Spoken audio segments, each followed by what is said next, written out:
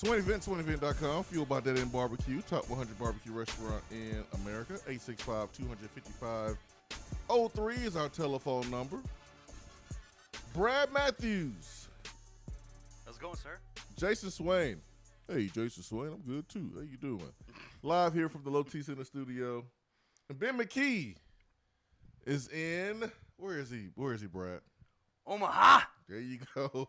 There you go, Brad. There you go. The great Ben McKee. Good morning, Ben McKee. We'll get Ben going this morning. But man, we're here on a Monday, and I thought we would be talking about something a little bit different than a L after the first game in the World Series, but it's double elimination, Brad, and Tennessee has bounced back all season long. Took an L in the SEC tournament, bounced back in a huge way. So I expect this baseball team to do the same thing. Ben is there covering the team, and we'll get Ben in there here soon, as he is broadcasting from his hotel room. You gotta love the effort play, man. What is it, 5, 6 o'clock over there? 6 o'clock over there? Still early. Still early, unfamiliar territory. Is Nebraska Central Time? I think so. I believe so. But yeah, when it comes to Tennessee, man, double elimination. They've been in this spot before with the SEC tournament. Lost their first game, had to battle their way back through the elimination, the losers bracket, through several elimination games, and made it to the championship. You know, ultimately lost to Arkansas, and Coach of the Year, throw up the air quotes, Dave Van Horn, in the SEC, Conference Coach of the Year. But they've been here before. It's a familiar territory. Definitely a little more pressure coming in Omaha, and you're going to take on a very tough team in Texas. We're going to figure out who the real UT is on the diamond tomorrow at 2. Tennessee is the real UT. No, without Tennessee is no Texas. Swain, I think I put us in this spot, man. What's that? How? Now, and I mean this sincerely. That's why I've owned up to it on social media platforms. It's not your fault the team lost. I consider this. I consider I played a role in the loss. It's fake. So I'm real excited. You know, this weekend I'm real excited, mm-hmm. and you know we're looking forward to Omaha and Tennessee Orange just covering the state. We're in the middle of the move, my wife and I. So there's a lot going on. And she's pregnant. And she's pregnant, man, about to pop. I've been there before. So I mean, there's a lot going on, right? But I've been holding true to this Tennessee team. Tony V. I got the jersey in the mail just in time, man. I was rocking that. But as I put my head on the pillow Saturday night, I don't know, something just felt a little off. I wake up at, what was it, like just at past 3:30 in the morning, right? Early Sunday morning to a huge crash. Oh, man. What happened? Now, on the nightstands, either side of my wife and I's bed, we've got these tall, full-length mirrors, right? I had jostled my pillow in a way that it had knocked this mirror off my nightstand and shattered all over my floor. Oh, my goodness. A broken mirror hours before the first pitch of Omaha. I mean, I'm thinking, this is bad. I fell asleep in a Tennessee baseball shirt. This is a bad omen. So I'm trying to clean up this mirror in the middle of the night. Frustrates my wife. I'm already thinking about the superstition. I'm not superstitious, but I am a little stitious when it comes to broken mirrors, you know, walking under ladders. You just don't need bad juju before a big game. I think it's my fault, Swain. It's not your fault, man. Can't be breaking mirrors before the biggest game of your season. No, it's not your fault. It's not your fault at all, man. At all. I thought it was my fault, but when I watched Tennessee play against LSU in the last game of the Super Regionals and spanked them, watch every single inning, I knew that I wasn't bad luck. So it wasn't bad luck, my friend. It was Tennessee ran to a really good pitcher. That pitcher's name is Abbott. Yes. And one of the best lefties in college. He's a lefty. He did his thing. We saw Mississippi State. They broke a World Series record. Their starting pitcher had, I want to say, 15 strikeouts, and then their reliever had 5, and for a total they had 21 strikeouts, man, which was a College World Series record. So you face up against a good pitcher, hard to hit them, and Tennessee wasn't themselves, but I think a lot of it is because of how well Virginia played, and you ran into a buzzsaw. You have to regroup, and you can't lose anymore. You got to take care of business, and this is something that Tennessee, they've done this before. They took an L in the SEC championship game, SEC tournament to Alabama, and then went on to handle business, get to Arkansas, and then took care of business in the regional, and then the super regional. So they went on streaks of 4 or 5 games in the postseason before just this season. So they can do it, and we look forward to them doing it again. This baseball team is different. They've earned the right to have our confidence. They've earned the right to be able to bounce back after a tough performance. Simple as that. We'll take our first break of the day. We'll come back, get Ben all straightened up and taken care of because Ben is live there in Omaha. And get Ben's take. A lot of people watch the game and say, man, the team looks scared. They look tight. Ben was up there. He was there. He was up close and personal. So we'll get Ben's take. Coming up, stay with us. If you want to get in on the conversation, call the Iris Networks hotline at 865-200-5503. Grow your business with Iris Networks high-speed fiber internet. IrisNetworksUSA.com. When I made the move to my own studio, I was worried about this. I was worried about that. I was worried about, hey, did I get this piece of equipment? Did I get that piece of equipment? Does that sound good? Does that not sound good? One thing I didn't have to worry about, that was office furniture, because Office Furniture Outfitters met my furniture needs. With a 50,000 square foot facility, they have East Tennessee's largest selection and are the best value for new and used office furniture. Located in Knoxville, it's easy to find everything you need for your new space, including desks, file cabinets, chairs, conference tables, and more. Office Furniture Outfitters is turnkey. They came to my place, we mapped everything out that was needed, they delivered, and get this, set everything up. To learn more about what Office Furniture Outfitters can do for you, log on to OFOKnox.com. That's OFOKnox.com. If you're coming to Knoxville and need a place to stay, do yourself a favor and book a room at Hampton Inn Paper Mill, also known as the Hampton on the Hill. This award-winning property is literally in the top 5% of all Hampton Inn properties. The GM, Stephen Lawrence, is a good old local boy who grew up in the business around Knoxville. He and his staff are always available, always willing to help, and will go above and beyond for their guests. The newest Hampton Inn in Knoxville has clean, affordable rooms, flat screens, fridges, and microwaves in every room. Plus, breakfast is included in every rate. Not to mention, there's also a pool and fitness center on site. If it wasn't so close to amazing restaurants, bars, and shopping, you would never want to leave. At only 6 miles from campus, you're still right in where the big orange action is. Go to HamptonInn.com, search Knoxville, and book your room at the Hampton Inn Paper Mill, or call 865-693-5400. JC's Tree and Landscaping Service specializes in quality tree work done at an affordable price. Trimming and removing trees are their specialty. They also offer other services like land clearing, stump grinding, crane services, and all of your basic landscaping needs for both commercial and residential. JC's will give you a free estimate and beat any written quote by a competitor to guarantee that you get the lowest price around. Don't risk your land with a fly-by-night service. JC's Tree and Landscaping is licensed and insured. Give them a call at 865-599-3799. For a replay of each day's Swain Event TV, like us on Facebook.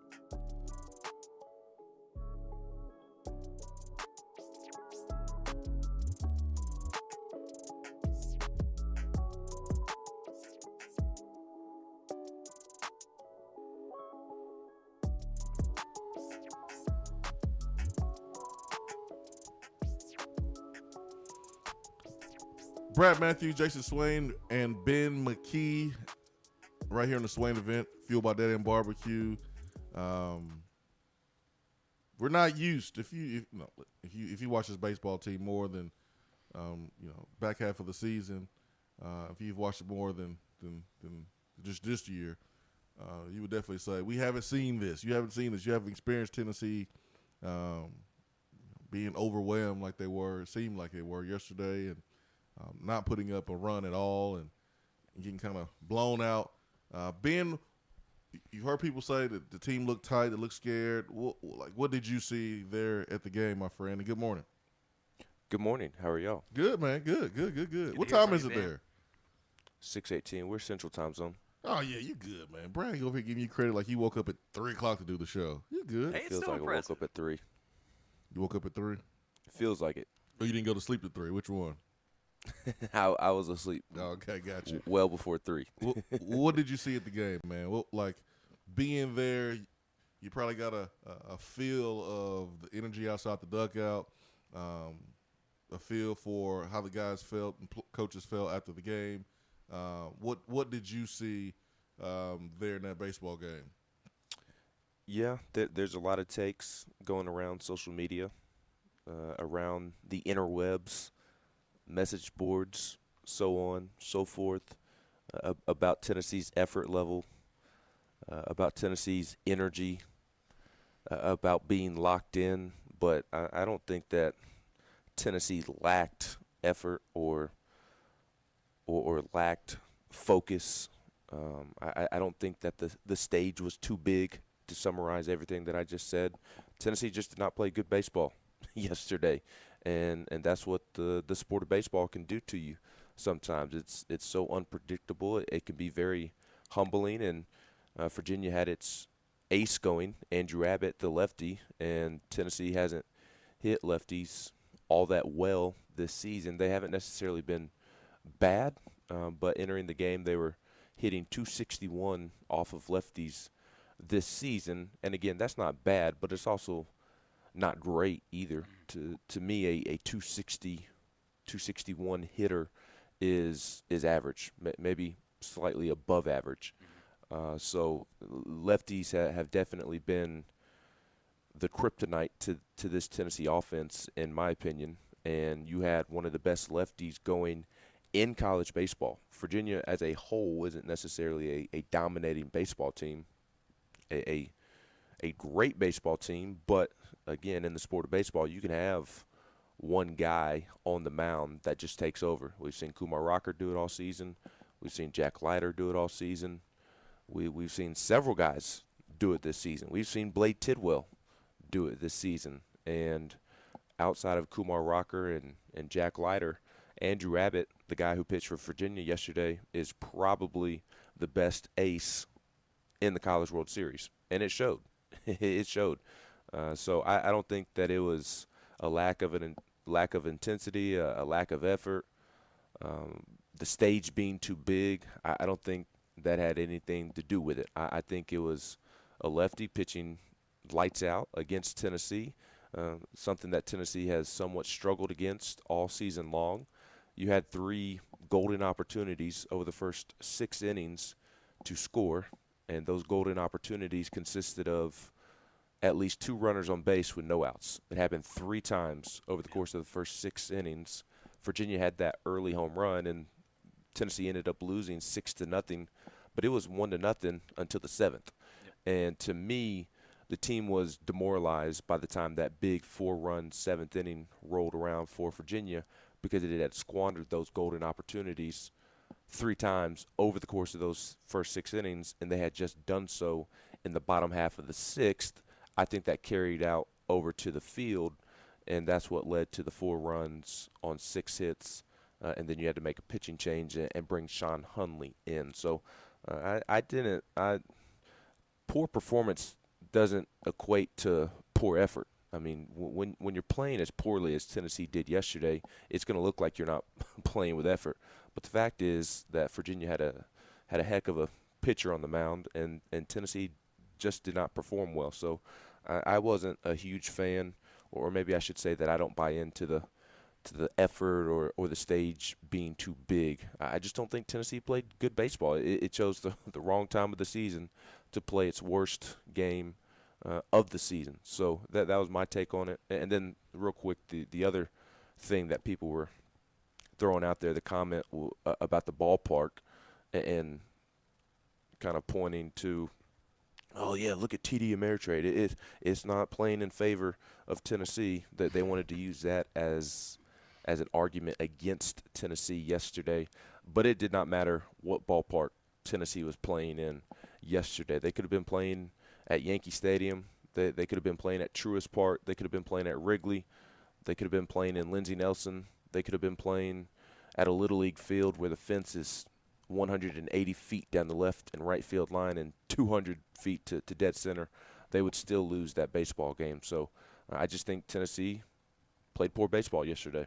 I think sometimes it's easy when a team doesn't perform well to just say, "Oh, the effort." Low hanging fruit, man. I think it's so easy. I think it's a really easy take, and I didn't look at the game and question effort.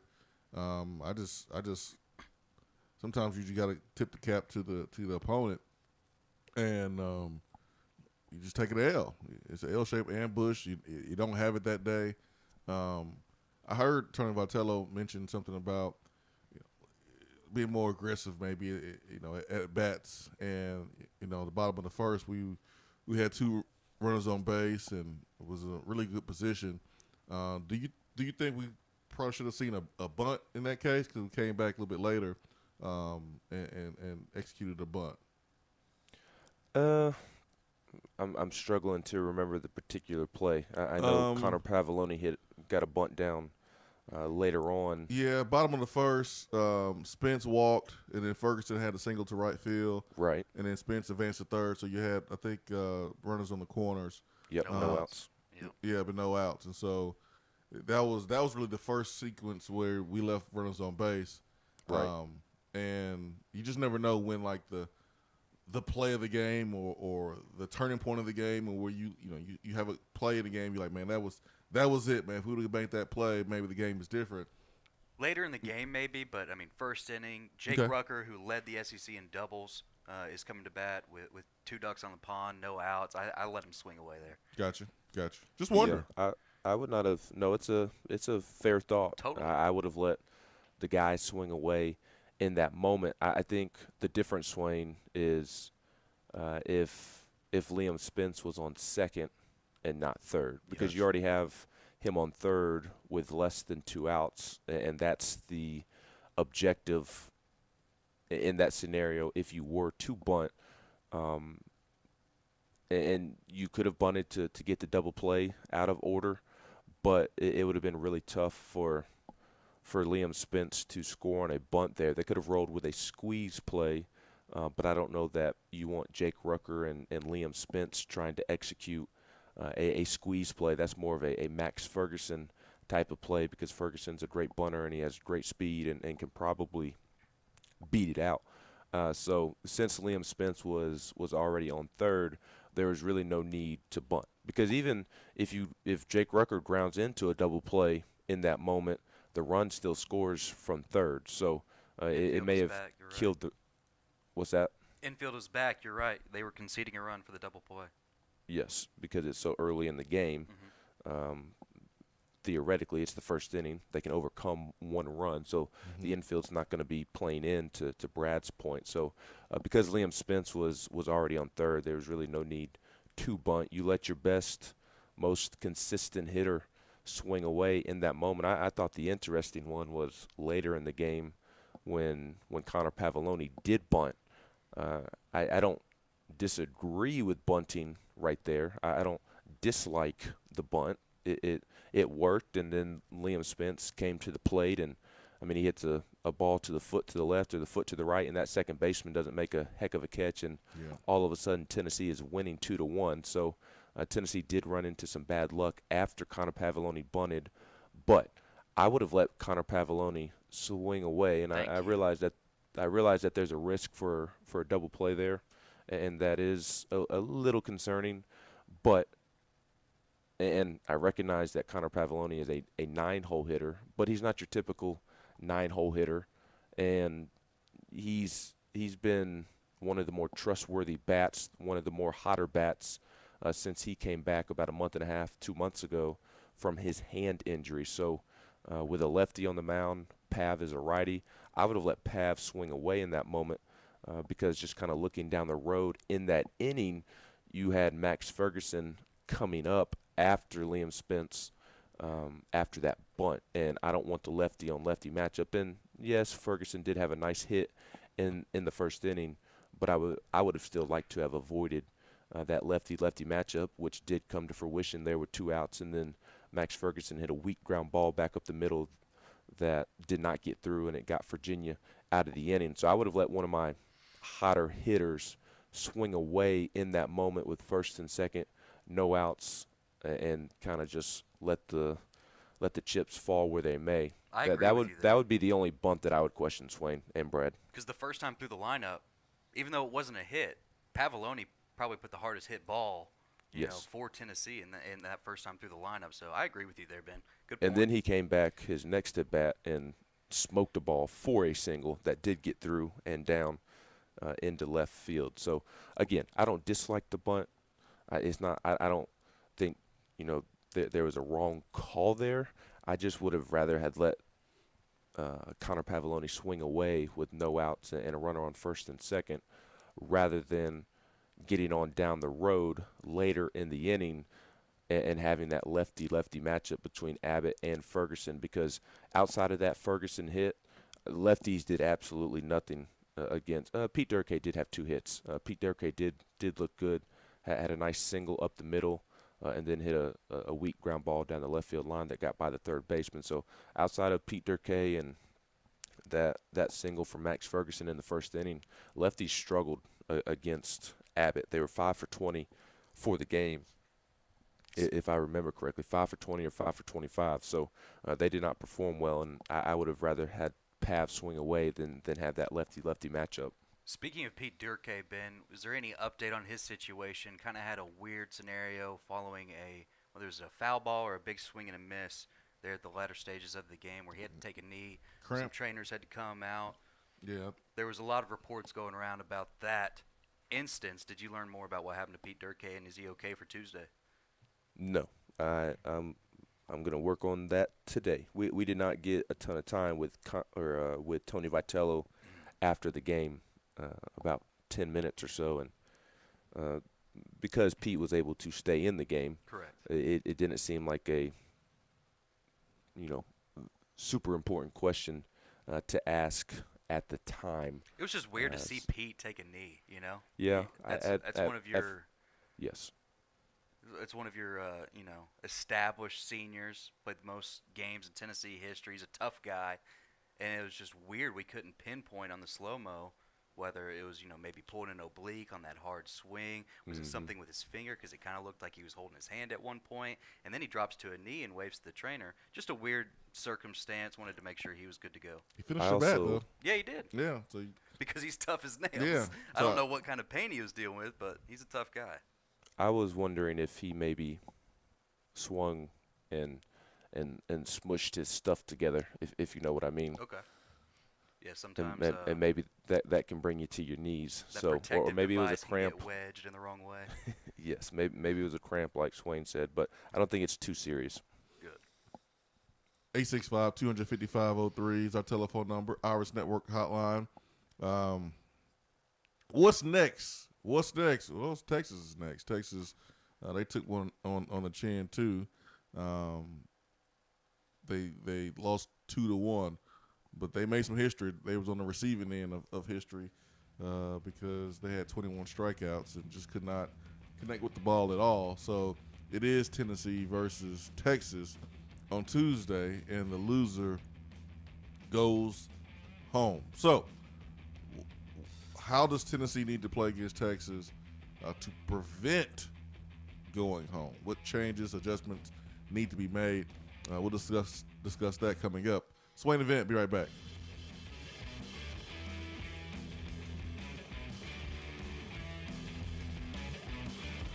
I'm Vince Moore, wide receiver, VFL 1991, and you're listening to the Swain Event. Out-of-town law firms have been swarming into East Tennessee lately. Firms from Memphis, Chattanooga, and Birmingham have stormed into the area. Wouldn't you rather do business with a local law firm? You know, a true neighbor. Marcos Garza and the pros at the Garza Law Firm are just that. They are our neighbors and friends that support local causes year-round. The Garza Law Firm works to serve you professionally on criminal matters, injuries and accident matters, and Social Security and disability filings. The Garza Law Firm is here for you at garzalaw.com. The Garza Law Firm. Let us help. If you're coming to Knoxville and need a place to stay, do yourself a favor and book a room at Hampton Inn Paper Mill, also known as the Hampton on the Hill. This award-winning property is literally in the top 5% of all Hampton Inn properties. The GM, Stephen Lawrence, is a good old local boy who grew up in the business around Knoxville. He and his staff are always available, always willing to help, and will go above and beyond for their guests. The newest Hampton Inn in Knoxville has clean, affordable rooms, flat screens, fridges, and microwaves in every room. Plus, breakfast is included in every rate. Not to mention, there's also a pool and fitness center on site. If it wasn't so close to amazing restaurants, bars, and shopping, you would never want to leave. At only 6 miles from campus, you're still right in where the big orange action is. Go to hamptoninn.com, search Knoxville, and book your room at the Hampton Inn Paper Mill or call 865-693-5400. Top 100 barbecue restaurant Dead End Barbecue is a no-brainer when you are craving the smoky flavor of quality Q. Dead End makes it easy to enjoy their fantastic menu with online ordering from Chow Now for pickup. Or if you don't feel like leaving the house, then have Dead End Barbecue delivered right to your door by Loco Knoxville or Bite Squad. Cheer on your favorite team with the best barbecue around. Check them out online at deadendbbq.com. Dead End Barbecue. The search is over. JC's Tree and Landscaping Service specializes in quality tree work done at an affordable price.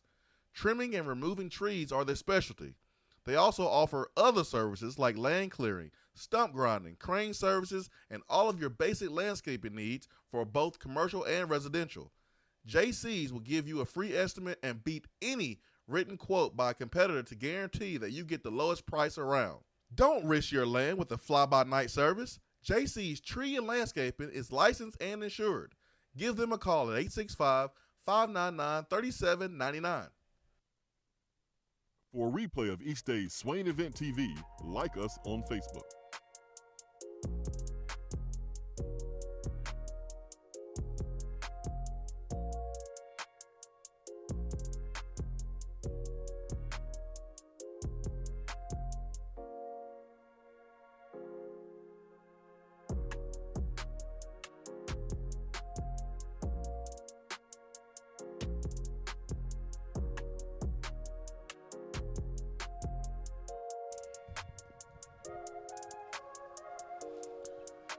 Ben McKee, Brad Matthews, Jason Swain here. Swain Event fueled by Dead End Barbecue. Hour 1 is brought to you by Hiller Plumbing, Heating, Cooling, and Electrical. Ben is broadcasting live from Omaha, Nebraska.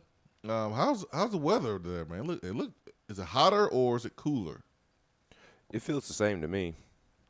I think yesterday at first pitch, the person in the press box said that it felt like 92, 93, something like that. Today it's supposed to be it cooled off because of some weather that came through, and today it's supposed to be a high of 77. Oh, that's perfect. Tomorrow a high of 90. Wednesday a high of 93. And then the rest of it's supposed to rain Thursday and Friday, and high of 86, high of 79. So it feels about the same to me. I see that it's 73 in Knoxville right now. So at the moment, it's 10 degrees hotter in Knoxville. Guess what I get to do today, Ben? Hopefully not go around any mirrors. I'm gonna do what do you call it? Army golf? Left, right, left. Right? Yes, left, right, left. That's gonna left, be me today. Right, what are you saying? Left. I don't know. I know we have some on the Irish Networks hotline. So let's get to Justin, who I'm pretty sure has something better to say than what I was about to say. Justin, good morning.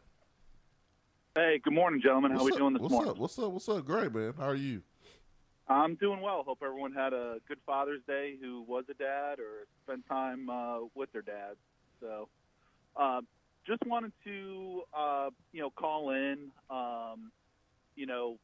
Ben, you were throwing out some really, really good points on the situation we were facing yesterday, and that was one of my concerns, was the pitcher we were facing being left-handed, and we hadn't been great against left-handers. One thing that really kind of stood out was in looking that guy's stats up. He wasn't Ben. Would you agree he wasn't overpowering in terms of velocity? He was Yes. about 91 on the gun. Yes, his first pitch of the game was 94, but obviously that was with adrenaline going, and he sat 92, 93 for most of his outing, and then as he was getting towards that 100th pitch and his last couple of pitches were even lower than that, 89, 90, 91.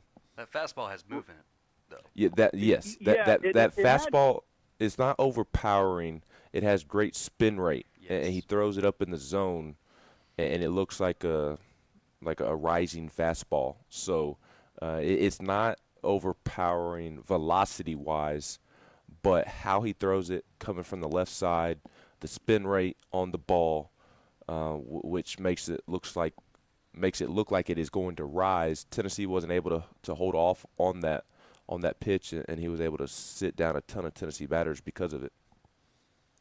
Yeah, he spots his fastball as well as anyone I've seen. I mean, he used both sides of the plate. He locates in the zone vertically.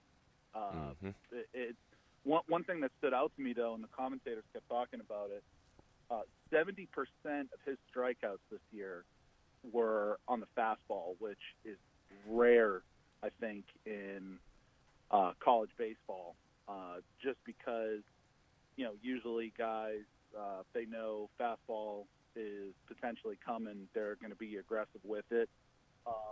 So, you got to definitely tip your hat. And that I agree with you, Ben. I mean, sometimes you just go up against a tough guy, and his location, with the exception of maybe the first inning, where to your point, adrenaline maybe was getting the better of him. But after that, once he settled in, I mean, it was tough. We'll disagree on one thing you guys said about potentially having Pavoloni, I think it was, bunt in the sixth inning. Or swing away in the sixth inning. The one thing I will say is we didn't get many balls to the outfield. You didn't see a lot of, deep fly balls and everything. And the one thing that would have kind of made me nervous about letting a guy swing away like that is most of the outs that weren't recorded on strikeout were ground balls. And that'd just be a killer situation for a double play. I thought bunting was correct in that situation. It's at that time in the sixth inning, you were, down 1-0, playing for 2 runs. That ball is 2 feet to the left, and 2 runs come in. Now you're up 2-1, and you got the momentum. So, it was disappointing. Hopefully, this team, clears their heads and bounces back. I mean, unfortunately, you got to do it against a very tough Texas team. And, this is why this particular seeding and bracket was a concern, because it's kind of lining up to be a nightmare for us, having to face one of the top 4 pitchers in the United States and now come back and, face a very tough Texas team. So that's all I had to say, guys. Enjoy. You guys have really been crushing it with the baseball talk here of late, and, keep it up. Thanks, Justin. Appreciate that phone call, Justin. I'd like to hear you guys, you baseball guys, chop it up, man. I think Justin's spot on for sure. Like I said earlier, I don't disagree with the decision to bunt, and I don't think it was the wrong decision. I just wish there was a way for us to go back and see how it would play out with Pav swinging away, because Justin's right about his point about a lot of Tennessee's outs being via the strikeout or weak ground balls, but Pav was the one guy in the lineup yesterday that was hitting it to the outfield. Brad mentioned earlier that in his first at-bat that he hit it hard just right at the left fielder. And then in his next at-bat after the bunt, he came back up and roped a single to left field. So Justin, spot on. Again, I don't think Tony Vitello or Josh Elander, the hitting coach, made the wrong decision. I don't know. My gut, if I were a coach, obviously I'm not, but my gut was saying to let Pav swing away in that moment, and I do wish we could see what would have taken place with Pav swinging away, because he seemed to be, just thinking off the top of my head, the guy that was the most locked in yesterday, just via that line out to left, and then that base hit he had as well. Adjustments, guys. What adjustments do you feel like Tennessee needs to make to come out Tuesday victorious? Or is it just a case of, hey, man, just keep doing what you're doing. The opponent's going to be different. The pitcher's going to be different. And, you have a different result. What adjustments do you think we should make and will make, guys? I think Ben said it earlier. I mean, this was kind of an anomaly. This is an outlier compared to the standard and what you typically see with Tennessee baseball. Just the third time they'd ever been shut out all season. This is a team with 50 wins, most in college baseball. It happened against Kumar Rocker in April, and it happened against a weird game against Charlotte, at Charlotte, if I'm correct there, Ben. But yes. Still, I don't know if you change too much. You just come with the same mentality and hope you connect with the bats a little bit more. Pitching-wise, it could have been a little bit better. Cheese didn't miss a lot of bats yesterday. He got hit quite often yesterday, whether it was right to somebody for an out or he was getting hit hard. Either way, our pitching could have been a little bit better. Sean Hunley got touched up a little bit, but from the plate, I think the approach has to stay the same. You're just going to have better luck. The thing that needs to change is that Tennessee needs to actually score a run and then score more runs than the other team, Swain. There you go. Hey, man, I knew you bring the expert opinion in, Ben, and break down this baseball team like no other. Man, you didn't let me down, man. Thanks. No,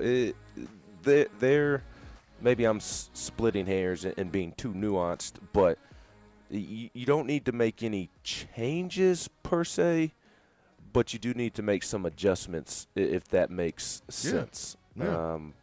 I don't think Tennessee had, I don't think the moment was too big for them. I think that is too strong of a sentence to throw out there. But Connor Pavoloni and Tony Vitello talked after the game about not having enough conviction in their approach at the plate. So nothing sweeping to change, but do make an adjustment about being more convicted in your thought process and what you do at the plate. And Connor Pavoloni gave a great example of laying off of a fastball on a check swing there in the first inning, of how he could personally be better with playing with conviction. So those are the tweaks that need to be made, because I don't think effort or the stage was an issue. But this Tennessee team did not fight back yesterday after that big seventh inning the way that we've seen them do for much of the season. So that was a little bit different, and I think that goes back to having more conviction and having more confidence in themselves if that situation comes back up. I throw another theory at Ben of maybe why Tennessee didn't play the way they have in the super regionals and the regionals. That kind of floating out there that we have not touched on. We got around the SEC coming up. Our number one is brought to you by Hitler Plumbing, Heating, Cooling, and Electrical. At work, can't call in? Don't feel bad. You can talk to the guys on the text box. It's part of the free Swain Event app. More and more Tennessee businesses are switching to Iris Networks for reliable, local, high-quality, high-speed business fiber internet. Iris provides direct internet access from 10 megs to 10 gigs with no payments for 90 days. Iris also offers next-generation business phones with work-from-anywhere capability from the mobile or laptop app. With local sales, support, and service, Iris is a partner in the community. Learn more at irisnetworkusa.com or call 865-448-IRIS. Iris Networks, a Tennessee business connecting Tennessee businesses. Guys, your health right now is more important than ever. I recommend Low T Center. That's where I get my levels checked. It all starts with the annual wellness exam where they do a comprehensive health assessment exclusively for men, making it quick and easy to take care of your health. And now they offer monitored self-inject at-home testosterone treatment.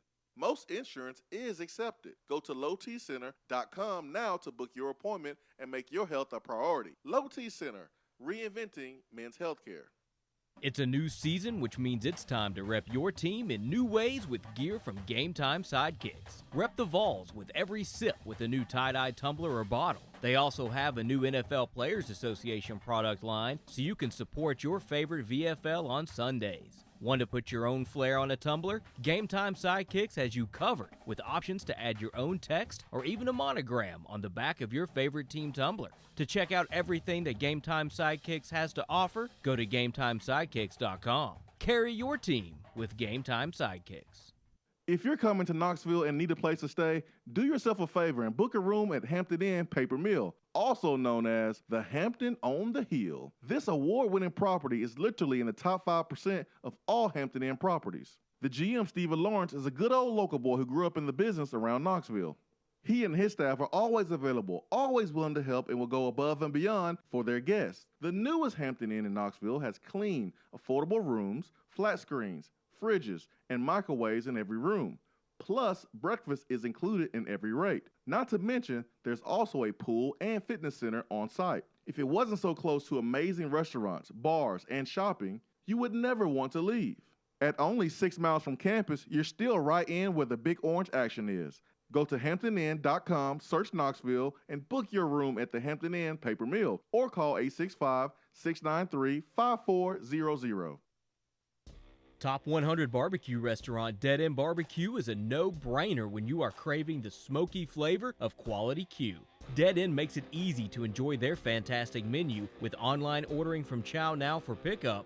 Or if you don't feel like leaving the house, then have Dead End Barbecue delivered right to your door by Loco Knoxville or Bite Squad. Cheer on your favorite team with the best barbecue around. Check them out online at deadendbbq.com. Dead End Barbecue. The search is over.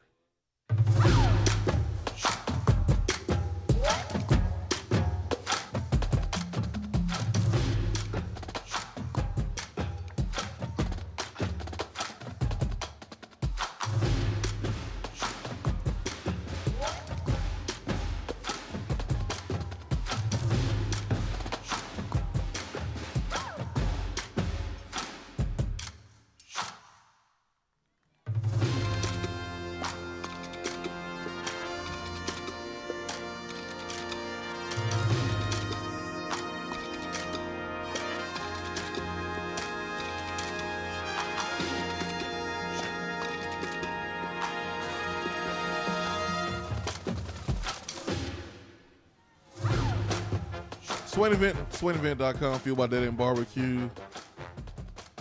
Ben is going inside the SEC when he's outside the SEC because he's in Omaha, Nebraska. So how about that? Ben, what you got today? I am outside of SEC country, but it still feels like SEC country with the amount of Tennessee fans that showed up and the amount of Mississippi State fans that were in attendance for the second game last night, and then you have Vanderbilt's 7 fans as well. So it does feel like I'm still in SEC country, but not a ton of news to discuss around the SEC today. It wasn't really a newsworthy weekend for the conference. The one thing that stood out to me is that Ole Miss is planning an 8-figure upgrade project for the Manning Center football operations facility, according to David Johnson of the Ole Miss Spirit, which is 247's Ole Miss site. Ole Miss is planning to spend $250 to $300 million on renovations, improvements, and expansions. Ole Miss plans to spend $35 to $40 million on the Manning Center, per David Johnson.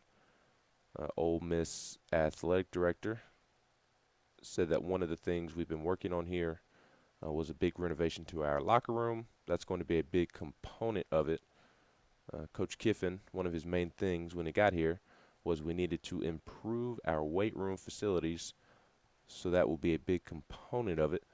then really from there it's just kind of a general overhaul and upgrading and enhancing of the Manning Center.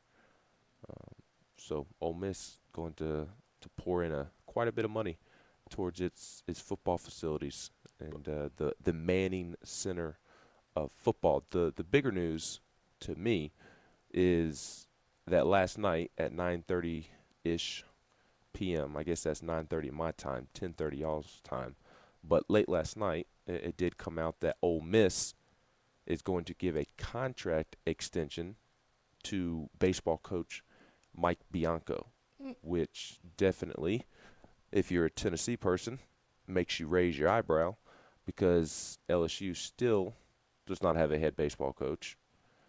Mike Bianco, who coached at Ole Miss or coached at LSU as an assistant, has ties to Baton Rouge, was thought to be one of the top candidates for the job, and obviously he can't take the LSU job if they're putting out a statement that he is going to stay and take a contract extension. So LSU moves on down the list, and Tony Vitello is one of the hot names in college baseball right now, so that definitely makes you a little more nervous What going about forward. What about other candidates? Because there was a point, Ben, where Tony's name really wasn't mentioned publicly, and it was more about Texas A&M, and LSU was the creme de la creme as far as jobs in college baseball, and they feel like they can get better than Tony. But now, you hearing Tony's name being mentioned. What other coaches are being mentioned in that same conversation as Tony? Cliff Godwin's the one that everybody kind of points to, the ECU coach, Eastern Carolina coach. He used to coach at LSU as well. He's thought to be towards the top of the list, and this is where it does get interesting because at the beginning it was Kevin O'Sullivan. That didn't work out. Then LSU made a run at the former Oregon State coach, and I think he put his name out there to see how the fan reaction would be, and obviously that did not go over well because during his time at Oregon State he had some interesting happenings go on, I guess you could say. There were some incidents that did not reflect fondly of that coach. So it seems like he kind of pulled his name out once he saw the reaction to what LSU fans would think about LSU hiring him. And then Mike Bianco was kind of that next name that everybody was discussing. And obviously he's no longer in contention. And you did have a report come out on, I guess what day was that? Friday. All my days are running together. It was whatever day I was traveling, so I guess Saturday.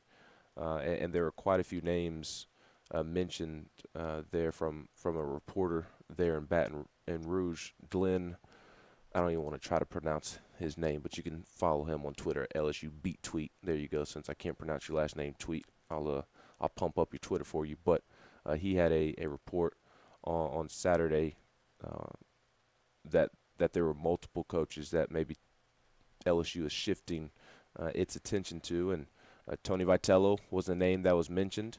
Arizona coach Jay Johnson, another name mentioned, and I thought it was interesting that Vanderbilt coach Tim Corbin what's up with was that, also man? mentioned. I think it's the Scott Woodward factor. Scott Woodward is the LSU athletic director, and he went out and hired Kim Mulkey, and he's known to go out and make these big splash hires and not be afraid to pursue anybody and everybody. I think it's why you saw him pursue Kevin O'Sullivan at Florida. And I would be absolutely stunned if Tim Corbin left Vanderbilt for LSU. And if you're Tim Corbin, I don't know why you would leave such a cushy job. I mean, you have it absolutely made with the scholarship predicament. You can recruit nationally, and Vanderbilt is never going to fire you. So I don't know why you would leave if you are Tim Corbin. But Tim Corbin was mentioned, and I think why he was mentioned, Brad, is because Tim Corbin is the best coach in college baseball. And, again, Scott Woodward likes to go out and try to hire the best of the best, regardless of if they would never leave or perceived to never leave. So I think that's why Tim Corbin was mentioned. Just It was interesting also, that he's coming up now, not starting with him, but like 5th or 6th coach down the line after you pass on Kevin O'Sullivan and, the crew of other names that you went through. Just a little funny. Yeah, 3 coaches are right now competing for College World Series. And I'm pretty sure that's going to be a distraction, or could be a distraction. Scott Woodward also hired Jimbo Fisher when he's at Texas A&M. yes, thank you. So he pulled him away. Yes. I was trying to think of the football coach Yeah, that he hired away. I forgot it was Jimbo at A&M. Yeah, so he swings. And those 3 coaches being mentioned, that is a huge swing because, again, 3 of those coaches are coaching currently right now, which leads me to my question with you, Ben, as we bump up against the top of the hour here. There's, fan theory that maybe the coaching rumors maybe affected the guys' focus too, because Tony now is being mentioned with LSU. I don't buy into it, but what do you say? That's crazy, and I don't want to pay it any attention. Gotcha. That's how I feel too, man. I think that's ridiculous. Tennessee just did not play good baseball yesterday. I think sometimes we try to look for a reason. Yes, because we're emotionally attached. Yeah, just other than what it really is. You just didn't play good. Mm-hmm. Simple as that. You just didn't play good enough. And they didn't play good enough because Andrew Abbott, the lefty from Virginia, was amazing. He made Tennessee look bad. It wasn't Tennessee playing with a lack of effort. It wasn't the stage being too big for Tennessee. It wasn't Tony Vitello considering LSU. He was just awesome, and that's how baseball works. A hitter cannot have that type of impact on a baseball game, but a pitcher can single-handedly win a game for a team and carry a team. Go back and watch CC Sabathia's second half of the season with the Milwaukee Brewers. He single-handedly carried Milwaukee to the playoffs. So true. And Andrew Abbott is the best pitcher in Omaha, not named Jack Leiter and Kumar Rocker, and he got the best of Tennessee yesterday. Hour 2 coming up here in the Swain Event. Be right back.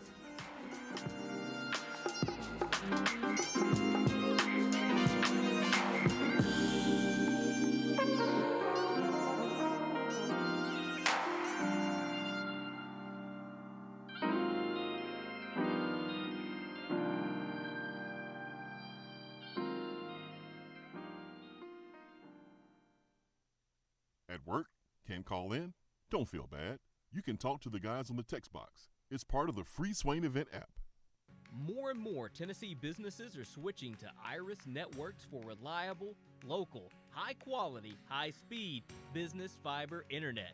Iris provides direct internet access from 10 megs to 10 gigs with no payments for 90 days. Iris also offers next-generation business phones with work-from-anywhere capability from the mobile or laptop app. With local sales, support, and service, Iris is a partner in the community. Learn more at irisnetworkusa.com or call 865-448-IRIS. Iris Networks, a Tennessee business connecting Tennessee businesses.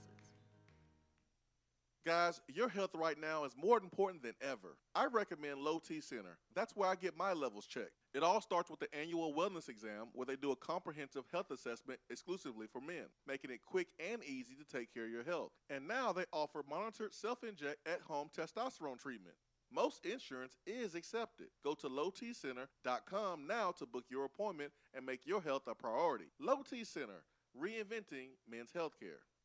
It's a new season, which means it's time to rep your team in new ways with gear from Game Time Sidekicks. Rep the Vols with every sip with a new tie-dye tumbler or bottle. They also have a new NFL Players Association product line, so you can support your favorite VFL on Sundays. Want to put your own flair on a tumbler? Game Time Sidekicks has you covered with options to add your own text or even a monogram on the back of your favorite team tumbler. To check out everything that Game Time Sidekicks has to offer, go to GameTimeSidekicks.com. Carry your team with Game Time Sidekicks.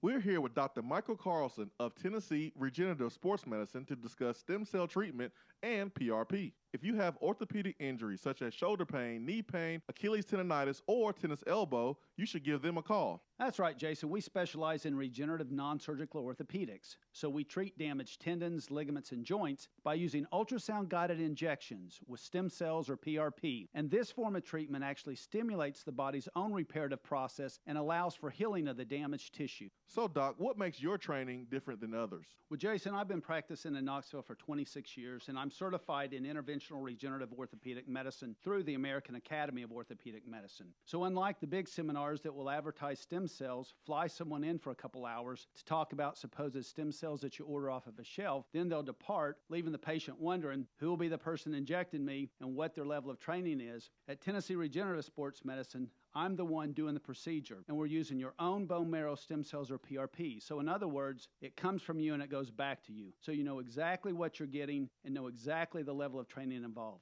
Tennessee Regenerative Sports Medicine, trsportsmedicine.com. East Tennessee's leader in PRP and stem cell therapy. You don't have to take an L just because you can't listen to the Swain Event live. You can catch up on the podcast posted daily on the app, online, and on iTunes.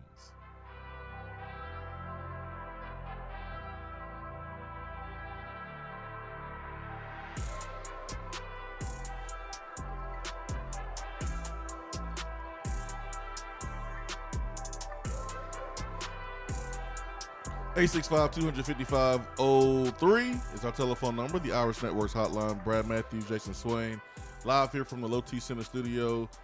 And our guy Ben McKee is from the College World Series in Omaha. How was the flight, Ben? How was the trip? How was the flight? How's the hotel, man? Y'all popping bottles, having pillow fights. How's everything? No bottles are being popped. Shots may or may not have been passed around several times at dinner last night. There you go. Other than that, life is good. The flights were good. Did have a little scare, not with the flight itself, but they ran out of overhead storage room. So I had my backpack as my personal item, and then had your very expensive radio equipment as my carry-on. And again, they ran out of room. Very expensive. And getting to the gate, flying from Nashville to Dallas, and they informed me of this, and they quickly tag my bag and take it from me, and I don't know where it's going. And I had no time to react, and I was very confused, more so concerned and scared about the possibilities. Because I did not know where the bag was going. I knew it was going on the plane, but because it is very expensive radio equipment, I was concerned where on the plane it was going and how it was going to be treated. So that was the only concern or the only predicament. Here. How do you get your carry-on taken, Ben? I'm not saying it's your fault. What's the situation? I know there's too much. There's what? He didn't get on the plane fast enough. That's all. No, I'm a peasant. You didn't get me first class. He got a strong arm old lady. That's what he had to do, man. Excuse me, ma'am. Excuse me, Doris. But somebody just came in and grabbed your bag? Flight attendant, probably. Yeah, it was a flight attendant. No, conversation. It was wait, hold on. This is why I had this as a carry-on. Nope. Oh, I said it was. They don't care. I said it was radio equipment, and that actually stopped her in her tracks, and she turned around and said, "Any lithium battery?" And I was like, no, which I didn't know the answer to. I don't know the answer either. But I said no because I knew if I said yes, that or hesitated even. I know. So don't mess up the Swain Event, lady. Yeah, hopefully this doesn't take down the plane, but I don't think that there's any lithium battery in that bag. So no, they just didn't. They ran out of overhead room. It was going to go above my seat, and they just because I'm a peasant and was sitting at the back of the plane, and they called. I was Group 7, and Group 7. That makes sense. You got to be only the one first before the person in last Group group. 7. So overflow from groups 5 and 6. We're starting to shove stuff in 7's compartments. So what you got to do, Ben, when they say 6, next time you got to just roll with 6. They Well, ain't going to make you turn around. This is the first time that I've ever flown by myself, and really the second time I've ever flown. I flew when I was a little kid with my parents, which I don't remember at all. I was in like second grade. And then I flew. I also somehow managed to get from the United States of America to Japan and back when we lived in Japan when I was a kid. So I assume that we went by plane and not by the Mayflower. So I guess that was another time in which we flew. And then really as an adult is what I'm getting at. I've only flown twice. For my honeymoon, which I did not have radio equipment and only had my backpack, so no carry-on. And then I was by myself for the first time flying. So I think I made the rookie mistake of not checking in my carry-on at the very beginning. And so that's why it did not have room for it. So when I leave, I'm going to make sure I check in my carry-on. That way it makes it above me. So that was the only concern. I really freaked out when I landed in Dallas because I asked the flight attendant, hey, this old mean lady took my bag and made me feel really bad about myself because I didn't know what was going on. Do you know where my bag went? And she said, well, if they gave you a white sticker, you'll have to get it off of the belt when you get to your destination. If they gave you a pink sticker, then it'll be at the top of your gate waiting for you. And this was while I was still in the plane getting off. I was holding up the line on the plane, so I couldn't pull out my stickers and see what color I had. So I got up to the gate, and I was nervous because I was like trying to make sure that I didn't forget the color code that she gave me. And so I had a white sticker, and so I was like 97% sure that she said if I had a white sticker that it would make it to Omaha, make it to my destination, and that's where I would have to get it. But there's like a little seed of doubt in my mind that what if it was reversed, and what if they're actually going to bring it up here, and what if I just walk away and it's just going to be laying there. So that was not a fun 5 to 10 minutes. I sat around the gate and made sure that didn't happen, but I was very concerned. It's all right, man. I trust nervous. you, man. And you should have seen. I mean, I almost just took my pants off right there in the airport when I saw this thing coming on the belt when I got to Omaha. I mean, I was more excited to see this bag of radio equipment than my own personal suitcase. But the pants almost came off. That's how excited I was to see the bag. I trust you, man. I trust you. Over the weekend, man, I had my great uncle. I went down to pick him up in Huntsville, Alabama, and my whole family went with me, except my wife. My wife, had a hair appointment. So me and three kids went down, and it's never taken this long to get to Huntsville and back. I left at 2:30. I didn't get back till 11:15. And you did it with kids? Yeah. All three? Yeah, all three. But we didn't. Oh my God! But you we told didn't me about the traffic when I talked to you on Saturday. You didn't tell me that you had all 3 kids with you. Oh yeah. And Did you take the dog? No, dog stayed here. So Poor dog. he probably was lonely, but I came back to Shots fired. He got into some stuff, but it's all good. It wasn't that bad, but we didn't stop one time because the kids had to pee. That's impressive. It was at least 4 clusters of traffic that I had to deal with. 2:30. It's a 3-hour trip, by the way. Yeah. And 3 hours back. Total 6 hours. It took, what's the math? 2:30, 11. 9.5 hours. Too damn long, all right? That's the answer. Too damn long. So, man, it was really cool. Father's Day, girl uncle telling the stories about, because it's a federal holiday now, Juneteenth. And so, we were talking, and my wife was asking him questions about, back how things used to be. He's born 1928. And so he was talking to us about not having electricity. And the first time he had electricity, and the first time he had, a bathroom with plumbing. It was a real cool moment to sit there and just chit chat. But anyways, so I smoked a couple of ribs, brisket, chicken. Ben, did you find any barbecue there? No. Not yet? No, I also haven't really had the time to look. Got time today? Well, Anytime I today. do have time today, but as soon as this is over, I'm going back to sleep. So there's that. Well, And, before you- then I'll probably sneak over to the baseball games this afternoon.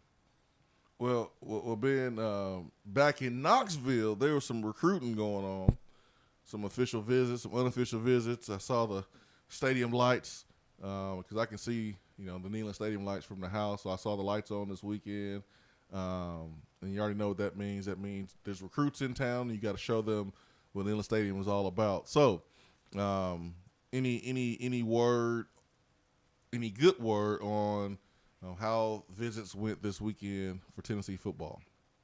Yeah, I think they went really well once again, and I'm not saying that just to pump sunshine into the good folks. I think Tennessee made a great impression on several kids. They had a long list of visitors. Addison Nichols, to me, was the best. Well, he was the best official visitor. Caden Curry, a borderline 5-star defensive lineman who plays with Taven Jackson on Taven Jackson's high school football team. Taven Jackson and Caden Curry are BFFs. He was the best prospect on campus this weekend, and I do think that Caden Curry was very impressed by Tennessee. I do think that Tennessee is a school that Caden Curry will consider moving forward, and that is a big development because Caden Curry is a stud. He's a big-time dude. He's just a dude that you want on your football team. So I think Tennessee did well with Caden Curry. I think Addison Nichols was the best prospect that officially visited. He's the 4-star tackle from the Atlanta area that I believe we talked about last week on the show. His grandparents live here in Knoxville, so he grew up coming to Knoxville, grew up going to Tennessee football camps, Tennessee basketball camps, going to Neyland Stadium, going to Thompson Bowling Arena. He's very familiar with Knoxville, with Tennessee, and I spoke to him and wrote a story, and you can check it out on VolQuest, and he told me that because he was so familiar with the facilities and with Tennessee's campus and every school that he is considering, Ohio State, Georgia, Northwestern, academics are very important for him and his family, and they're considering business. I don't know exactly what, but they've been looking at all of the business programs at each and every school, and he said that all of those schools have done well in that regard. So what's going to separate a team when it comes time to pick one is the coaching staff, the culture, the camaraderie amongst the players. So that's what he wanted to check out this weekend, since he had been to Tennessee, been to Knoxville so frequently over his youth because his grandparents live here, and I also believe his mom graduated from UT. He wanted to meet the new coaching staff in person, meet the behind-the-scenes folks, and all of that fun stuff. And I think Tennessee impressed him. I think Tennessee did very well in that regard. Because his grandparents live in Knoxville, he was able to come a day early and go over to campus as an unofficial visitor, and he actually worked out with Glenn Ellerby. And he thought that was real cool because he got to see how Glenn Ellerby coaches. Mm-hmm. Glenn Ellerby gave him some pointers, and then for his official visit when he came back the next day, he and his family went to dinner with Ellerby and Golish and Josh Heupel, and Tennessee just left a really good impression on him. So Tennessee did well with Addison Nichols, and although I think Addison Nichols is probably the guy who's the most talented prospect of the official visitors, maybe the most important was Karan Prunty, the transfer corner. Let's go. And I think that is a Tennessee-South Carolina battle. We have some comments from Karan up on VolQuest. He said that he had fun coaches and players showed him a good time. And the thing that stood out to me, because he spent time with Theo Jackson told him that it's a different culture right now and that the program is changing. Did admit that his top 2 schools were Tennessee and South Carolina, so I think Tennessee did well with him. He'll be making a decision sometime next week. That is the Kansas transfer corner. So Karan Prunty was probably the most important official visitor. I think Tennessee did well there. There were other guys, Ryan Brubaker, an offensive lineman from up north. His dad played at Penn State. I think Tennessee is in a good spot there. Masai Reddick is an offensive guard that was here from Michigan, and I think Tennessee is in a really good spot there after his official visitor wants to make a decision later on this summer, and I do think that Tennessee is in a great spot with him, Masai Reddick, a guard from Michigan. Emery Jones is a 4-star defensive lineman from Baton Rouge. Tennessee was good there as well, but I just have a hard time believing that a 4-star from Baton Rouge is going to make it out of Baton Rouge. So I just honestly didn't put a ton of energy into Emery Jones. If LSU wants him. Yes, that is important, which I believe that they do. So we'll see if Tennessee can pull off a miracle. It's just hard for me to believe that somebody from Baton Rouge is going to make it out if LSU wants them. Being on Prunty, I think I said his name right or wrong. Karan, the corner from Kansas. He says between Tennessee and South Carolina. I'm looking at South Carolina's coaching staff and don't necessarily see a DB's coach. I see defensive line. I see outside linebackers. I see defensive end. I see D coordinator and inside linebackers coach. Of course, they got their offensive coaches, things like that. But so I was looking there to see, okay, who has a better resume coaching DBs than Willie Martinez, a guy that's been in this league as a coordinator and returned to this league as just a DB coach when he was here at Tennessee. He's put a few guys in the league from Tennessee. And I think the telltale sign is not recruiting guys who are already really good. Like, it's not really hard to, coach up a guy like Jalen Ramsey. He was a 5-star coming in. He was great. Yes, you recruited him and you taught him things here and there, but he's just special. Like, if you recruit Alvin Kamara, he's just special. You recruit Jamal Lewis. I don't know if you're the best running backs coach ever. You just recruited a really, really, really good player. Sometimes that's the case. Sometimes, players are really, really developed by their position coach. So my point is, Willie Martinez took Emmanuel Mosley, who was a quarterback who never played the position, and now he is starting in the NFL. What do you have, though? What you mean? What did Emmanuel Mosley have that nobody else had? I mean, he has some elite speed. He has some speed. So it bodes to your point. He has some speed. He had one unteachable trait. Two. Two unteachable traits. And Willie's like, that's enough. What was the other teachable trait? To me, it's his size. I think E-Man had great size coming out as well. Yeah. So, I mean, you took a guy, and I think that even, it makes Willie Martinez look even better. Yeah. But you took a guy who never played the position, and you coached him up. And, yeah, he didn't light the world on fire at Tennessee as far as getting all conference and having a bunch of picks. But when it mattered most, he was able to not only stick in the NFL, but sign a second contract and play for a Super Bowl because he was taught how to play the position the right way. And you look at Rashawn Golden, you look at Cam Sutton.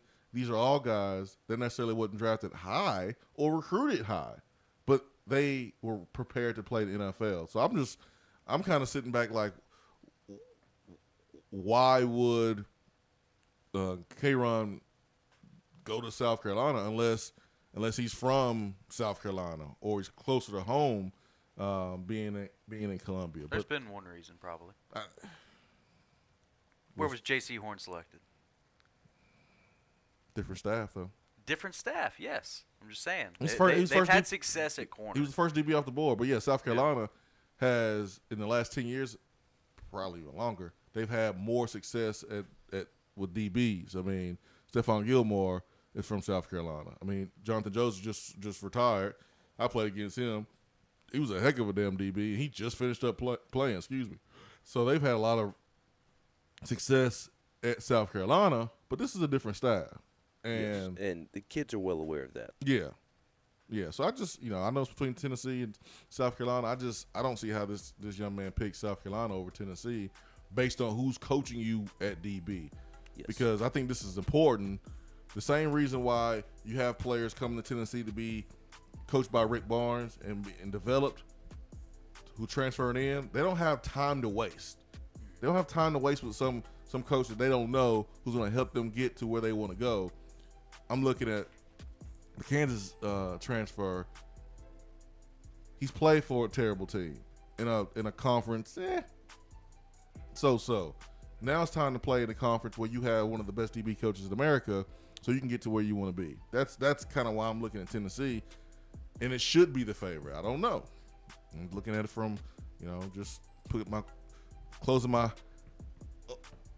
away my orange-colored sunglasses here, and just looking at it for what it is. Willie Martinez, if he was at South Carolina, I would say the same thing. So we'll take a quick timeout. Ben McKee, Jason Swain, Brad Matthews, Swain Event, fueled by Dead End Barbecue.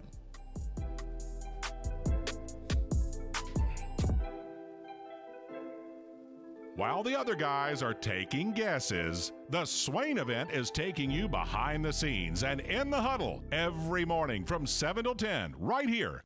Out-of-town law firms have been swarming into East Tennessee lately. Firms from Memphis, Chattanooga, and Birmingham have stormed into the area. Wouldn't you rather do business with a local law firm? A true neighbor. Marcos Garza and the pros at the Garza Law Firm are just that. They are our neighbors and friends that support local causes year-round. The Garza Law Firm works to serve you professionally on criminal matters, injuries and accident matters, and Social Security and disability filings. The Garza Law Firm is here for you at GarzaLaw.com. The Garza Law Firm. Let us help. When I made the move to my own studio, I was worried about this. I was worried about that. I was worried about, hey, did I get this piece of equipment? Did I get that piece of equipment? Does that sound good? Does that not sound good? One thing I didn't have to worry about, that was office furniture, because Office Furniture Outfitters met my furniture needs. With a 50,000 square foot facility, they have East Tennessee's largest selection and are the best value for new and used office furniture. Located in Knoxville, it's easy to find everything you need for your new space, including desks, file cabinets, chairs, conference tables, and more. Office Furniture Outfitters is turnkey. They came to my place, we mapped everything out that was needed, they delivered, and get this, set everything up. To learn more about what Office Furniture Outfitters can do for you, log on to OFOKnox.com. That's OFOKnox.com.